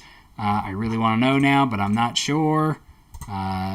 where even Paladin was. It wasn't even in this playtest, so it was even further back. But taking away flavor is always bad for me. Maybe that's just because I'm attached to a certain flavor being in place, but I think that the flavor of the game is what really, really matters, and it's what we need as much of it as possible so that it can be cool and awesome, and the mechanics are just the delivery mechanism. So, Fiends and Undead get extra damage, and first level Smite, and it's upcastable to add extra damage. Cool. Straight up how we expected it. Alright, Hunter's Mark. Maintaining concentration at higher levels, and every time you boost up to the next level of concentration, you also add an additional dice. So with a 3rd or 4th level spell slot, you're dealing 2d6 damage, and you're doing a 3d6 on the other one. It does require concentration, which means that you every time you get hit, you're losing that nonsense, which is kind of a bummer if you're dropping a 5th level spell slot for this 24-hour thing and hoping to be able to keep it all day for the extra damage. It's force damage instead of damage type, which means it bypasses most resistances, and then you get all your usual stuff. And they have to die before you can use a bonus action to mark a different creature. So if they get away from you, you're just using the perception check to find them. Same as is now, not a big deal on that one. The extra d6 is good. If it stayed at a d6 the entire time, then why? Just why? All right, power word, kill. If the creature you chose has 100 hit points or fewer, it dies. Otherwise, the target takes 12d12 psychic damage. A potential of 144 psychic damage if you should have bought a lottery ticket today. But otherwise, you're talking an average of 6.5, 65, plus another 13, 65, 78 points of damage if they happen to have more than 100 hit points. That's a lot of damage. There's no saving throw involved. It's a 9th level spell slot. It deserves to be pretty beefy, and I think that fits the bill nicely and takes power word kill from the never seen it used in play by a player category to the I will see this used by a player soon. That's going to happen if this makes it through as is, because that's not a bad option for people that just like that guarantee of a big butt kicker. And did I have another one that I said I wanted to see? I've forgotten myself already. Really? Nope, that's about it. I think the only other one that I wanted was maybe to take a look at Vicious Mockery, but I feel like they probably covered it pretty well in the actual full-on description. It's verbal only. I think they probably should have actually made it verbal and somatic so that they could give your insults being non-verbal and make it make sense. Target must succeed on the saving throw. You can see or hear within range. Doesn't rely on them doing anything special. And it's D6s that scale up like everything else, which just makes it just that little bit less of a ow, right? I think that fits in. Thanks so much for sticking around so long, Jake. I'm glad you enjoyed yourself, and thank you. See you tomorrow for game. Absolutely. All right. Well, we're coming up on what is, for me, going to be a bit of a deadline. About the only thing that I'm going to take a brief peek at is the spell lists here, and then I'll be wrapping it up and going and joining my wife instead of being here with all of you, though I have enjoyed all of your comments and stuff, and I hope you've had fun going through this with me. Thank you. Updates the arcane lists. They have added a couple. Mind Sliver, Toll the Dead. Hex has been removed. Shatter is an evocation again. Thunderwave is an evocation again. Dissonant Whispers has returned to this list, which is actually a big power thing, because not being barred only is something kind of major. But Hex being Warlock exclusive is potentially good, but frankly it doesn't matter too much because they didn't do the one change that they needed to do, which for Warlocks to me, which was to remove Agonizing Blast from existence. Anyway, don't get me started. Divine spells, cantrips have been added to it. Smite spells have been removed. Find Steed has been removed and is now a Paladin exclusive, meaning we don't have the bards doing Find Steed anymore. That actually is kind of a subtle change because bards are now going to have access to these lists. But they used to have access to any list, including the Paladin list, so there was a lot of times we ended up with bards with Find Greater Steed. Now that Find Greater Steed is just an upcast Find Steed, and Find Steed is a Paladin-only spell, bards will no longer be able to magical secrets their way into the realm of flying around on a Pegasi or the like. So that's actually a subtle but fairly notable change of the bards that I've been recently seeing in play in the last couple of years. Most of them have taken Find Steed. Just throwing that out there. All right, Primal Spell, Hunter's Mark has been removed. Conjure Barrage and Volley have been removed.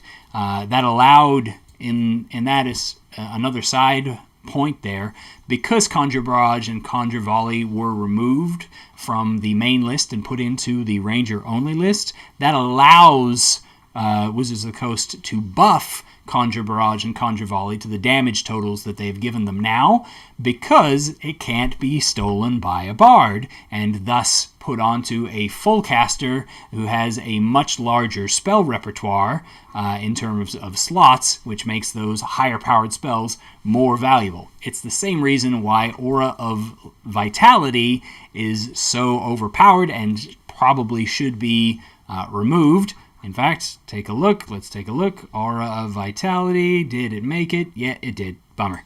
Anyway, Aura of Vitality is the problem because it should be a Paladin spell like it was, and by being a Paladin spell, it kept it as a, wow, this is a really cool, powerful ability that you have that you don't get until a decently high level, and instead became a, once you have third level spell slots, why on earth are you casting Healing Word and Cure Wounds unless the actual situation specifically demanded that opportunity, you needed that specific thing to happen because of the range influence or because you only had one round in order to apply your healing or you were concentrating upon something else, right?